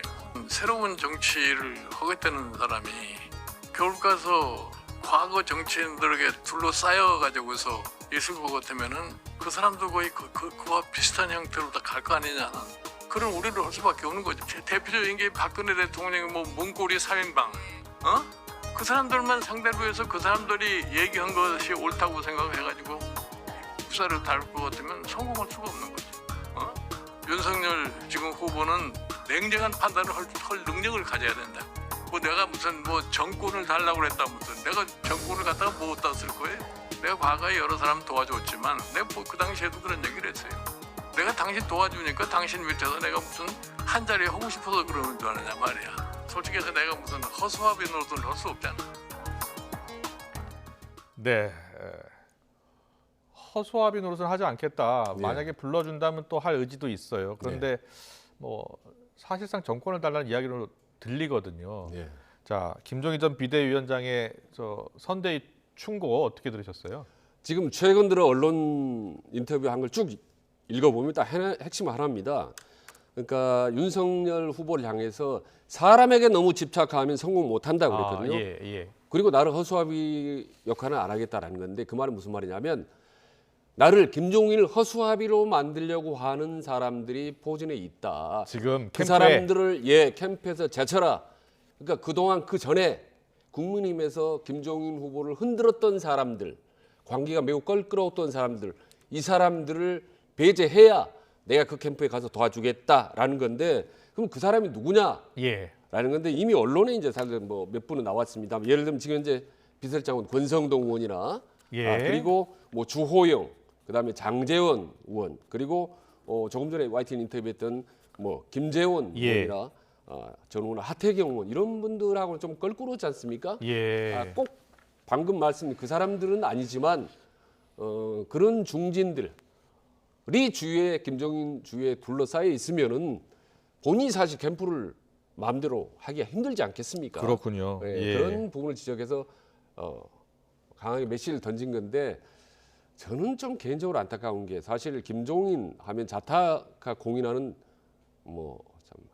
참 실력이 뛰어난 킹메이커는 인정하는데 대선 때마다 김종인이라는 사람을 놓고 여야가 밀고 당기고 하는 모습이 국민들로 볼 때는 절대 아름다운 모습은 아니다라고 생각을 합니다. 그렇군요. 훌륭하고 뛰어나긴 하지만 그럼 김종인 없었으면 대선 못 치릅니까 여야들이?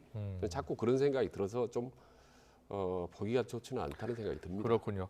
그런 걸 보면 지금 윤석열 후보를 경선 때 도와줬던 그런 캠프 측 관계자들은 이 캠프를 중심으로 다시 선대위를 짜고 싶어 하는 것 같아요. 그런데 이제 이준석 대표나 김종인 전 위원장은 캠프 경선 때는 경선 때고 대선을 위해서는 새롭게 짜자 이런 생각을 하고 있는 것 같거든요. 그래서 그래도 선대위를 가능한 이제 발족할 때가 다가오고 있는 것 아닙니까? 지금 민주당은 이미 선대위 구성해서 움직이고 있는 거 아닙니까? 그러니까 심지어 파리 때 하이에나 이런 얘기까지 극단적인 표현들이 나올 정도로 양측이 지금 치열하게 경쟁을 벌이고 물밑에 했던 기싸움을 하고 있는데 결국은 선대위는 구성이 되긴 될 겁니다. 다만 구성되더라도 적절하게 김종인 위원장의 체면과 힘을 살려주는 정도의 그런 캠프는 상당한 영향력을 힘을 주는 캠프로 구성이 될 겁니다. 다만 물밑으로 보이지 않는 파워게임 계속 일어날 수밖에 없다. 왜냐하면 지금 당장 3월 9일 날 대권 있지 않습니까? 바로 직후에는 지방선거가 있지 않습니까? 예. 그다음에는 당권이 있습니다. 대권, 당권, 지방선거, 공천권. 세계 어마어마한 세계 권력이 있기 때문에 그렇군요. 쉽사리 어느 한쪽이 양보를 할 수가 없죠. 그래서 이른바 윤석열, 김종인, 이준석 삼각 트리오의 물밑에 밀고 당기는 파워 게임은 네. 앞으로 계속 당분간 대선 이후에도 계속될 가능성이 높다고 봅니다. 아, 그렇군요. 대선 이후까지도 계속 이어질 가능성이 있다. 그렇습니다. 예, 권력의 법칙상 과거에 항상 그랬었습니다. 그랬군요. 알겠습니다. 한국 갤럽 여론조사가 나왔는데요. 민주당과 국민의힘 지지율 격차가 2%로 줄었다는 여론조사 결과가 나왔습니다. 예. 자, 지금 선대위 구성을 둘러싸고 당내 잡음에 대한 여파가 아니냐 이런 분석도 나오고 있는데요. 11월 첫째 주에는 8%포인트 차가 났었거든요. 그런데 이번에 나온 조사를 보면 일주일 만에 2%포인트 차로 좁혀진 겁니다. 자, 어떻게 해석하면 되겠습니까? 지금 다른 여론조사 보면요. 지난주에 보면 국민의힘이 거의 뭐 10%포인트 이상 높은 여론조사가 꽤 있었습니다. 물론 여론조사 전반적으로. 기관마다 조사 방법이 다르니까요. 추이를 좀 보면서 설명해 주세요. 예, 그래서 지금 이제 상당히 2%포인트면 거의 뭐 초접전으로 접해졌는데요. 네. 저는 엎치락뒤치락하는 현상이 정당의 지도가는 당분간은 상당히 좀 지속될 거라고 봅니다. 예. 그렇기 때문에 여야는 뭐 저기에 일희일비할 필요는 없고 중요한 건 지지도가 올라간다고 해서 상당히 서로 내부적으로 뭐 밥그릇 싸움하는 모습이나 후보가 오만한 모습을 보인다든지 하면 바로 출렁일 수 있기 때문에 저 여론조사를 상당히 좀 주의 깊게 여야는 좀 참고할 필요가 있다고 봅니다. 알겠습니다. 불과 2%포인트. 민심은 아직도 어느 한쪽에게 정을 주지 않고 있다라는 냉철한 현실을 좀 인식할 필요가 있다고 봅니다. 알겠습니다. 마지막으로요. 내년 대선의 키를 누가 쥐고 있느냐. 세대별로 보면 2030 세대란 말 이야기 많이 하잖아요. 저희가 이제 2030 세대의 유권자 선거인단 수를 한번 그래픽으로 만들어 봤는데요. 그래픽 잠깐 보여주실래요? 예. 네, 보면요. 지금 전체 비중을 보면요. 20대가 15.4 그리고 30대가 15.9%를 차지하고 있습니다. 이 수치는 60대가 14.6%, 70대 이상이 12.6%보다 크게 높죠. 그래서 20, 30대 유권자를 잡아야 내년 대선에서 승리할 수 있다. 이렇게 이야기가 나오나 봐요. 지금 20, 30대가 차지하는 비율, 30% 이상 비율도 중요하지만은 투표율이 또 중요하지 않습니까? 그렇습니다. 작년에는 평균치보다는 높진 않았습니다. 이번에는 평균치 훨씬 웃돌 거라고 봅니다. 투표율이 높을 거라고 보고 또 하나 20, 30대는 전파력이 있습니다. 자기가 투표 치면 소리 없이 뚝 투표만 하는 게 아니라 이 SNS를 통해서 끊임없이 전파를 합니다. 이 사람 찍자, 이 사람 절대 찍지 말아라고. 그래도 훨씬 영향력이 있는 거죠. 그래서 MZ세대를 우스갯소리로 미사일 제트기 세대다. 미사일 제트기 세대다. 빠르고 강력하고 폭발적이기 때문에. 그래서 지난번에도 말했지 않습니까? 앙팡 테리비라고 공포스러운 젊은이들, 무서운 젊은이들이라. 그래서 MZ세대가 전면에 나섰기 때문에 여야 후보들을 정말 단순히 그 빛 좋은 개살구 같은 그런 청년 공약, 정책 가지고는 통하지 않을 겁니다. 정말 진정성 있고 낮은 자세로 아주 정말 간절하게 접근을 해야 MZ의 마음을 살 수 있다. 미사일과 제트기 얼마나 무섭고 빠릅니까? 그 마음을 살려면 정말 처절한 노력을 해야 될 겁니다. 그 사람이 MZ 마음을 얻는 사람이 내년 3월 9일 날 승리할 가능성이 이번 대선의 매우 최대 높다. 관전 포인트 계속 이야기해 주셨습니다. 2030 세대 어떻게 어디로 움직이는지 보고 누가 잡는지 봐야 된다는 말씀 해주셨습니다. 지금까지 최진 대통령 리더십 연구원장과 함께했습니다. 잘 들었습니다. 고맙습니다.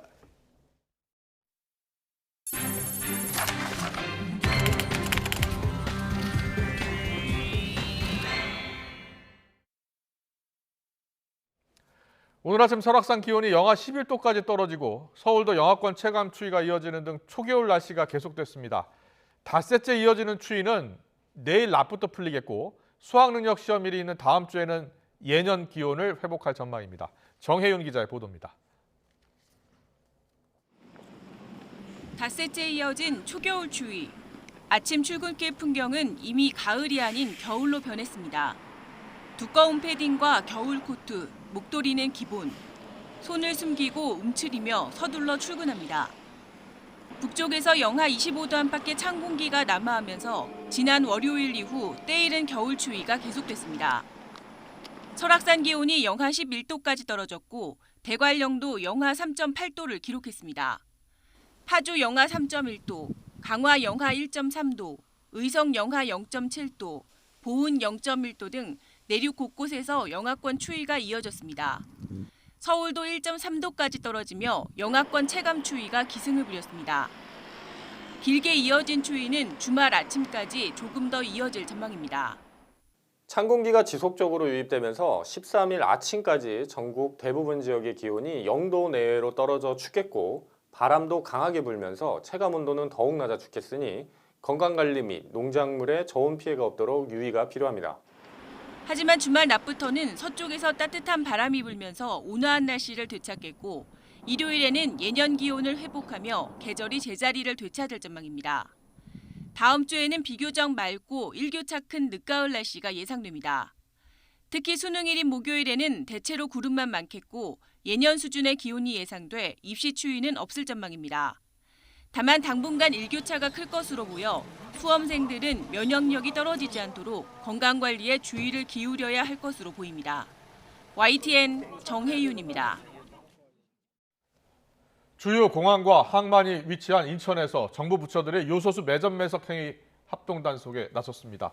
인천 본부세관과 인천경찰청 등 4개 부처는 20여 명 규모의 전담팀을 구성해 공항과 항만 인근 창고에 반출 기간을 넘긴 요소와 요소수가 보관돼 있는지 점검했습니다.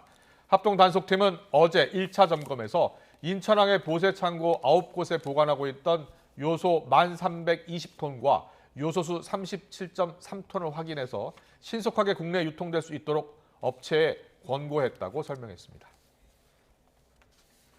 대전 서구 일대에 걸린 불법 현수막 수십 개를 찢어 훼손한 40대 남성이 경찰에 붙잡혔습니다. A씨는 최근 한 달 동안 새벽 시간에 주거지 일대 불법 현수막 30여 개를 훼손한 혐의를 받고 있습니다. 경찰은 불법 현수막이라도 개인이 제거하다 훼손이 발생하면 형사처분 대상이 된다고 신고를 당부했습니다. 30대 남성이 모르는 여성 등 뒤에서 몰래 소변을 받다가 재판에 넘겨졌습니다. 강제추행죄가 적용됐지만 1심과 2심은 무죄를 선고했습니다. 그런데 대법원에서 판결이 뒤집혔습니다. 한동호 기자입니다. 33살 남성 A씨는 늦은 밤 아파트 놀이터 의자에 앉아 휴대전화로 통화하던 18살 B양 뒤에 몰래 다가가 소변을 봤습니다. 극단 동료와 연기에 관한 말다툼을 한 뒤 홧김에 B양을 따라가 소변을 봤다는 게 A씨 진술이었습니다. 이후 집에 도착한 B양은 머리카락과 패딩 점퍼에 소변이 묻은 걸 확인해 신고했고 결국 A씨는 재판에 넘겨졌습니다. 적용된 혐의는 강제추행이었습니다. 그런데 1, 2심 재판부 판단은 무죄였습니다. B양이 소변을 발견하고 더러워 혐오감을 느꼈다는 점은 알 수 있지만 성적 자기결정의 자유가 침해됐다고 인정하기엔 부족하다는 겁니다. 그러나 대법원은 이 같은 판단을 수긍하기 어렵다며 원심 판결을 깨고 유죄 취지로 사건을 돌려보냈습니다. 재판부는 처음 보는 여성 뒤에 몰래 접근해 성기를 드러내고 소변을 본 행위는 객관적으로 일반인에게 성적 수치심이나 혐오감을 일으키게 하고 성적 자기결정권도 침해하는 추행이 명백하다고 판단했습니다. 또 행위 당시에 피해자가 이를 인식하지 못했다고 해서 추행에 해당하지 않는다고 볼 건 아니라고도 강조했습니다. 대법원은 추행을 판단할 때 피해자의 의사와 성별, 나이와 경위 등을 종합적으로 고려해야 한다는 취지라고 설명했습니다. 또 객관적으로 추행에 해당하는 행위를 했다면 피해자가 직접적으로 성적 수치심이나 혐오감을 안 느꼈더라도 추행에 해당하고 반드시 행위 당시에 이 같은 감정을 느껴야 하는 건 아니라고도 덧붙였습니다. YTN 한동우입니다. 제2의 테슬라라고 불리는 리비안의 주가가 미국 증시에서 고공행진하고 있습니다. 이름도 생소한 리비안, 미국 전기차 스타트업 기업인데요. 공모가 78달러로 시작한 리비안은 상장 첫날 29.14% 뛴 데 이어서 이튿날은 22.1% 상승하면서 이틀 연속 20% 이상 급등했습니다. 이틀 사이에 주가가 60% 가까이 폭등하면서 한 주당 122.99달러, 우리 돈 14만 5천 원에 거래를 마쳤습니다. 결국 이 병아리 기업 리비안의 시가총액은 굴지의 자동차 기업 GM과 포드마저 뛰어넘었는데요. 도대체 어떤 기업이길래 시장에서 이렇게 많은 관심을 받고 있는 걸까요? 리비안은 창업주 RJ 스케린즈가 2009년에 세운 기업입니다. 전기차 제조 기술력을 인정받아서 2019년부터 아마존과 포드 등으로부터 대거 투자를 받은 것으로 유명합니다. 그간 영업 손실이 이어졌지만 지난 9월 전기차 픽업 트럭 R1T를 시장에 내놓으면서 수익화에 나서기도 했습니다. 테슬라 대항마로 주목받는 리비안의 주가만큼이나 창업주 스케린지 최고 경영자도 주목을 받고 있습니다. 83년생이고요. 올해 나이 38살입니다.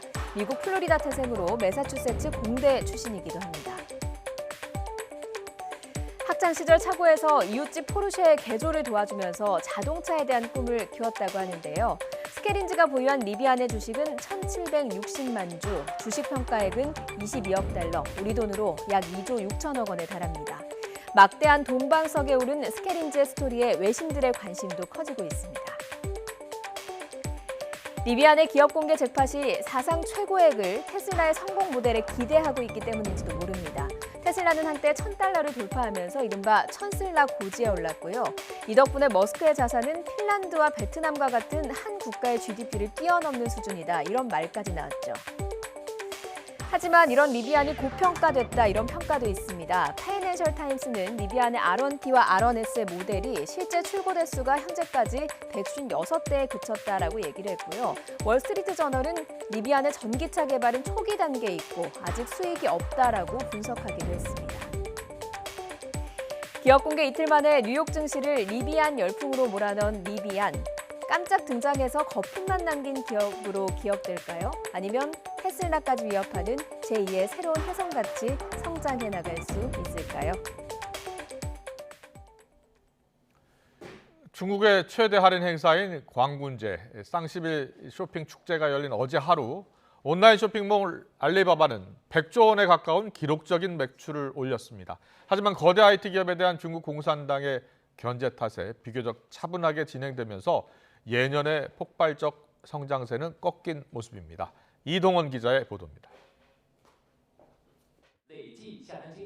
일자가 4번 겹치는 11월 11일 중국의 온라인 쇼핑몰 알리바바가 싱글의 날이란 뜻인 광군제라 부르며 시작된 중국 내 최대 할인 행사. 알리바바는 자사 플랫폼에서 이루어진 거래액이 5,403억 위안, 우리 돈 99조 9천억 원에 달했다고 밝혔습니다. 2009년 첫 할인 행사가 시작된 이후 가장 많은 금액입니다. 하지만 그동안 이어온 급성장세는 꺾인 모습입니다. 지난해 85.6%였던 성장률이 올해는 8.4%로 급감했습니다. 소비자들이 코로나19 사태를 겪으면서 싸다고 무조건 사지 않고 합리적 소비에 나서고 있기 때문이란 분석입니다. 我觉得就是根据自己的现在的需求去买点，我觉得没必要去弄很多的东西，平常各种活动也挺多的。 또 공동 부유와 자본의 무질서한 확장 반대를 내세우고 있는 중국 공산당의 거대 IT 기업에 대한 견제도 성장률 감소에 한몫을 했습니다. 알리바바는 미디어 행사를 취소하고 실시간 매출 정보를 공개하지 않는 등 올해 행사를 최대한 조용히 치르려고 애쓴 흔적이 역력합니다. 쌍11 쇼핑 축제 관련 보도까지 줄어들며 예년과 다른 차분한 분위기였지만 전반적인 소비는 늘었습니다. 从数据上来看呢，今年的双11的增速呢是相当好的。那这个背后呢，我们认为的原因就是消费者的消费诉求还在。 특히 라이브 방송의 성장이 눈길을 끌었는데 인기 쇼핑 호스트가 진행한 라이브 방송의 경우 어제 하루 시청자가 1억 100만 명에 달했습니다. YTN 이동원입니다. 단계적 일상 회복 조치와 함께 우리 기업들도 움직이기 시작했습니다. 박용만 전 두산그룹 회장이 경영 일선에서 물러났고요. 차세대 먹거리 찾기에 나선 삼성전자 인사제도를 개편하면서 삼성전자는 뉴삼성 행보에 박차를 가하고 있습니다. 이인철 참 좋은 경제연구소장과 함께 얘기 나눠보겠습니다. 어서 오세요. 어서 오십시오. 네, 안녕하세요. 이 박용만 전 두산 회장 아들과 함께 경영 일선에서 완전히 손을 뗐다고요? 그렇습니다. 예. 사실상 이제 이 3세 그룹의 이제 종언을 구하는 모습입니다. 네. 두산하면 뭐가 떠오르세요? 부산 원래 오비, 예, 맥주, 중공업, 네. 예. 그리고 야구단 최근 잘하고 있는 부산 소주, 베어스, 소주. 네. 그다음에 뭐 폴로라는 브랜드, 네. KFC라는 브랜드를 국내에 들어왔던 업체이기도 합니다. 그러니까 보면 중장비 빼고는 대부분 소비재, 유통, 먹거리 뭐 이런 정도의 사업을 했었는데 네. 굉장히 오래된 기업이에요. 100여 년의 역사 이상 됩니다. 예. 1896년에 할아버지 예. 박용만 회장의 할아버지가 박승직 상점 이 포목상을 하던 가게예요. 네. 이 가게가 뭐 전자, 주류, 뭐 중공업, IT 소재, 유통기업으로 이제 커갔는데 사실 연초부터 이제 두산그룹의 이제 이 박용만 전 회장은 좀 그만두겠다라는 얘기를 사임 의사를 계속 밝혀왔어요. 네. 그런데 이제 최근에 페이스북을 통해서 그룹 오너이면서도 본인뿐 아니라 두 자녀까지 아들까지도 경영 일선에서 물러나겠다. 예. 그러면서 잘하는 걸 찾아보겠다라고 얘기를 했기 때문에 그동안 한국 기업들, 대기업들의 경우에는 사실 이렇게 오너들의 자녀 승계는 뭐 거의 뭐 백발백중, 뭐 대기업의 불문율이었거든요. 네. 그래서 한국 기업들의 최대 리스크가 뭐냐라고 하면 이게 꼭 손꼽혔던 부분입니다.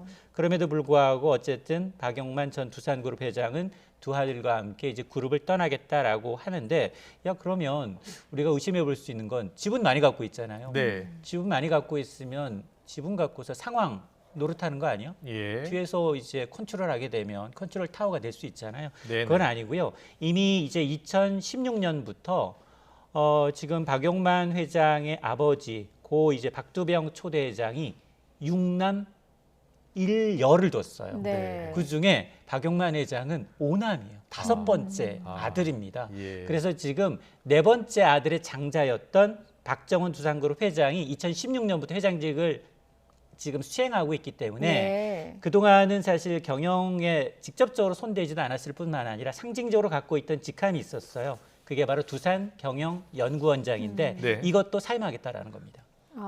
그러면 뭐 사실상 재벌 세습이 끝났다 이렇게 보기는 어려운 건가요? 그러니까 이제 3서의 경영은 일단 두산그룹은 끝나서 4세 경영으로 넘어간다라고 보시면 될 것 같아요. 네, 그렇군요. SNS에 그 소회 밝히기도 했잖아요. 박용만 회장이 워낙 그 SNS를 통해서 활발하게 그 소통하는 걸로 유명했는데, 맞아요. 뭐 소회와 그간의 그룹 회장으로서의 역할 어떻게 좀 평가를 하실 수 있겠습니까? 맞습니다. 사실 박용만 회장이 1955년생이에요. 우리나라로 치면 66살이니까 아마 대기업 오너들 가운데 60대 중반 꽤 많거든요. 네. 뭐 현직에서 충분히 활동하고 있음에도 불구하고 페이스북에 올린 글을 통해서 두산을 떠나는 것이니 나도 이제 독립이다. 그러면서 두 아들도 전문 분야에 맞게 경력을 위해서 이제 그룹에서 물러나겠다라는 겁니다. 사실 이제 박용만 전 회장은 2012년에 두산그룹 회장으로 초대가 돼서 4년 동안 굉장히 강도 높은 구조조정을 했어요. 네. 두산그룹 전체 이제 구조조정을 지휘하면서 조금은 성공적이었다라는 평가를 받았습니다. 앞서 제가 두산하면 떠오르는 이미지가 뭐 맥주, 소주, 먹거리 위주였잖아요. 지금 나오고 있는 사진이 부산 사무실 정리하면서 찍은 사진들이에요. 예. 과거에 종로에 가면 이제 이 박승직 할아버지가 경영했던 포부상 이제 비석이 있는데, 어쨌든 이런 이제 식음료 중심의 회사를 뭐 중공업, 건설 기계 중심의 어떤 과감하게 이제 개편을 해서 내수에서 해외의 비중이 좀 많은, 매출 비중이 많은 이런 이제 그룹의 어떤 사업 구조를 재편했다라는 데 대해서는 굉장히 후한 평가를 받고 있거든요. 자, 그러다 보니까 이 체질 개선에 나섰던 이런 이제 두산에 대해서는 굉장히 후한 평가지만, 그럼에도 불구하고 계속된 경영난, 중공업의 경영난으로 인해서 알짜 회사를 또 매각해야 하는 상황에 이르니까 아마 이제 감회가 좀 남다르지 않을까라는 생각이 듭니다. 예, 그렇군요. 일단 뭐 두산 인프라코어는 매각 작업을 하면서 일단 경영 일선에서 물러나겠다고 했고, 그 두 아들이 독립하겠다라고 했던 그 부분이요. 그러면 아들들은 두산과 관련된 일을 전혀 하지 않는 겁니까? 그럴 것 같아요. 예. 왜냐하면 지금은 어차피 이제 같은 사촌이 이제 하고 있는 상황 아니겠습니까? 4세가 두산그룹을 현재 이제 운영하고 있기 때문에 이제 이 박정원 두산그룹 회장의 이제 힘을 실어주기 위해서는 어쨌든 오남인 이제 장남과 차남의 경우에는 이제 두산그룹 관련 일에서 손을 뗍니다. 네. 그래서 이제 장남의 경우에는 지금 오리콘 부사장 이 굉장히 광고회사죠. 네. 떠나서 이제 콘텐츠 사업을 해보겠다라고 이제 밝히고 있고요. 그리고 이제 차남이 했던 박정원 두산중공업 상무의 경우에도 벤처 이제 캐피탈을 통한 이제 스타트업 투자 쪽에 관심을 보이고 있어서 아마 이제 이 두 자녀 역시 이제 떠날 것으로 보이는데 사실 가장 이제 그동안 이제 이 박용만 전 회장이 좀 관심을 가졌던 건 두산 인프로코어예요.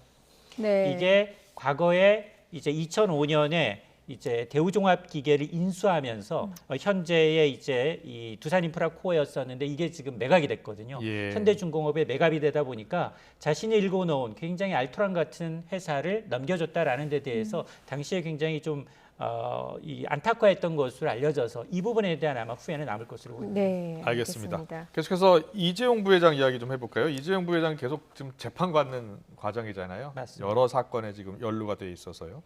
자, 삼성 같은 경우에는 뭐 사내 회사의 인사제도 개편안이 지금 화제가 되고 있는데 어떤 내용이에요? 그렇습니다. 어제 사내 게시판을 통해서 이달 말에 대대적인 삼성의 어떤 인사제도 개편 방안을 발표하겠다라고 공지를 한 겁니다. 중장기적인 인사제도 어떤 혁신 과제 가운데 하나로 인사라고 하면 그동안 평가를 어떻게 할 건지, 그다음에 이제 승격제도를 어떻게 할 건지에 대한 개편안을 전문가를 통해서 이제 외부 전문가나 국내 기업들을 벤치마킹해서 의견 수렴하고 이달 말에 이제 발표하겠다라는 건데 이걸 이제 이재용 부회장의 뉴 삼성의 횡보의 일환으로 해석하는 것 같습니다.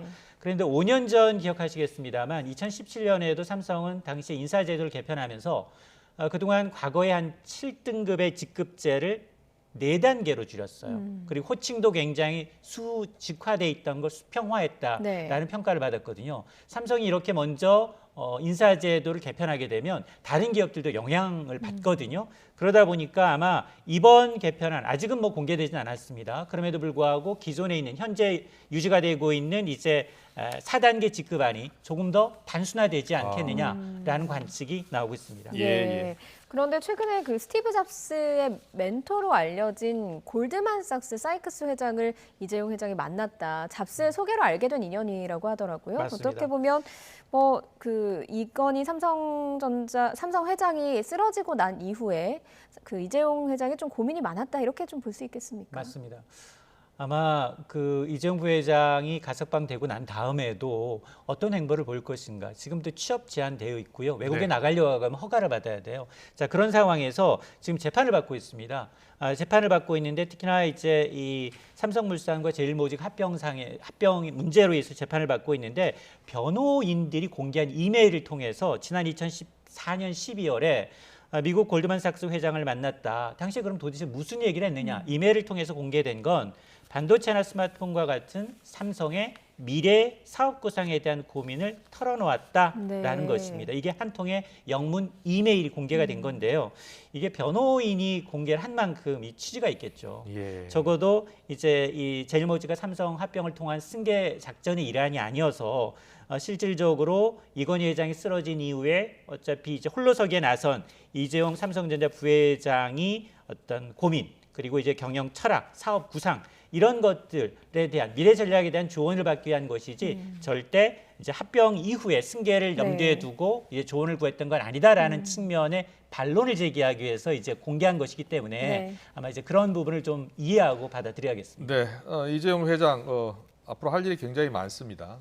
삼성이 앞으로 먹거리도 찾아야 되고요. 지금도 뭐 찾고 있습니다만 얼마 전 이건희 회장 일주기에 해인사를 찾았다고요? 맞습니다.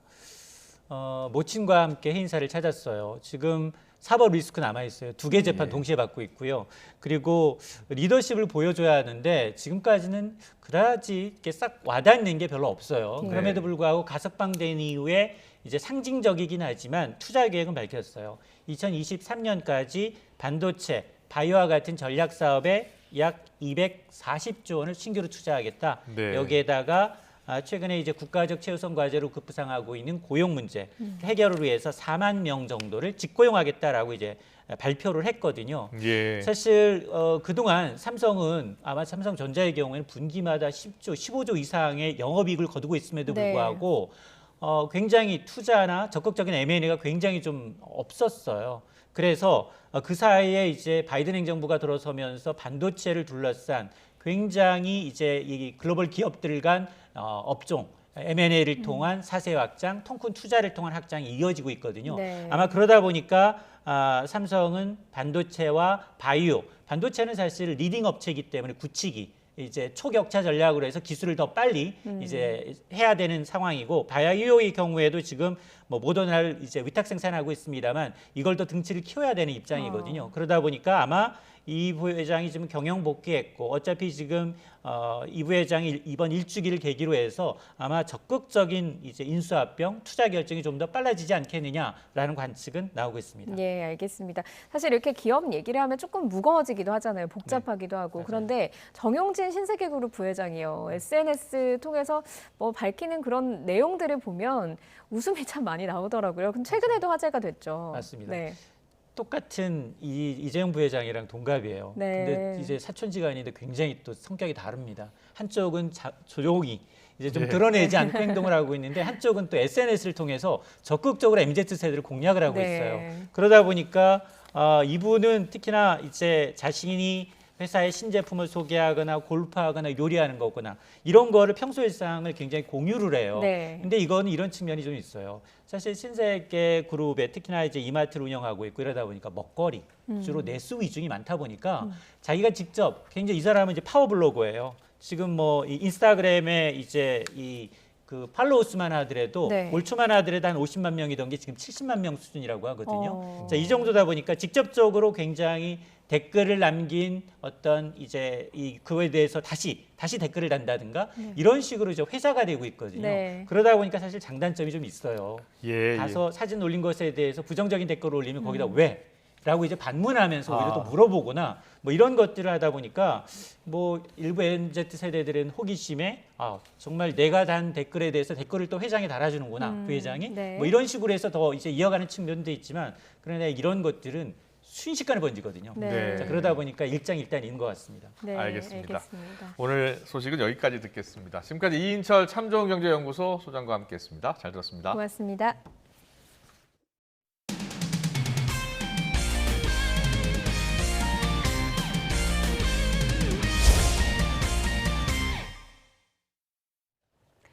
정규리그 1위 팀 KT와 기적 같은 연승으로 승승장구 중인 두산의 마지막 승부인 한국 시리즈가 모레 일요일에 시작합니다. 사상 첫 우승을 노리는 KT 이강철 감독과 2년 만에 왕좌 탈환을 노리는 두산 김태형 감독의 지략 대결에 관심이 쏠리고 있습니다. 김상익 기자입니다. 2018년 두산에서 감독과 수석 코치로 호흡을 맞췄던 두 사령탑은 서로를 너무도 잘 알고 있습니다.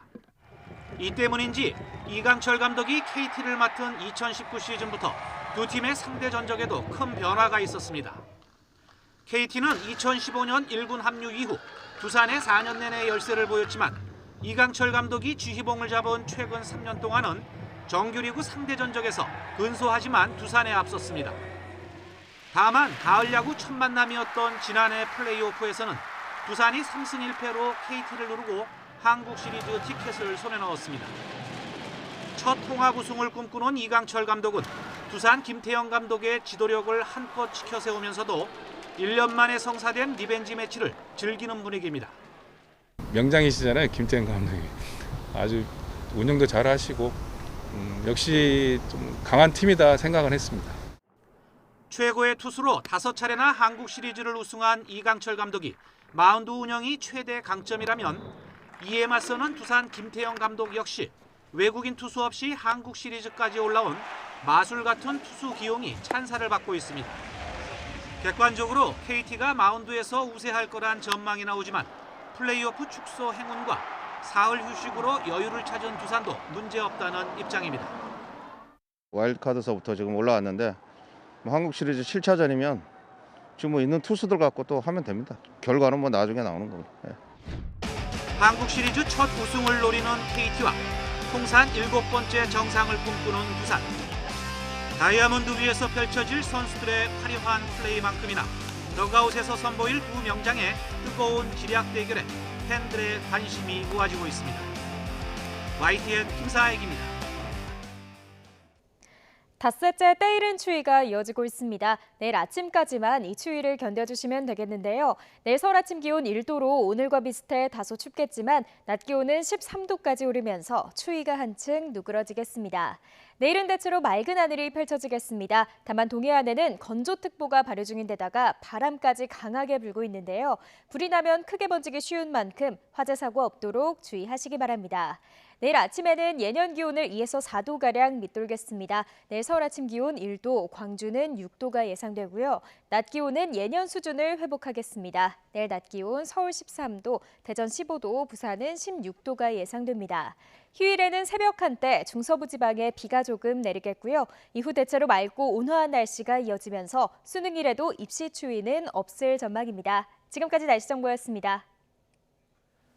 이어서 저녁 종합 뉴스 이브닝 뉴스가 방송됩니다. 시청해주신 여러분 고맙습니다.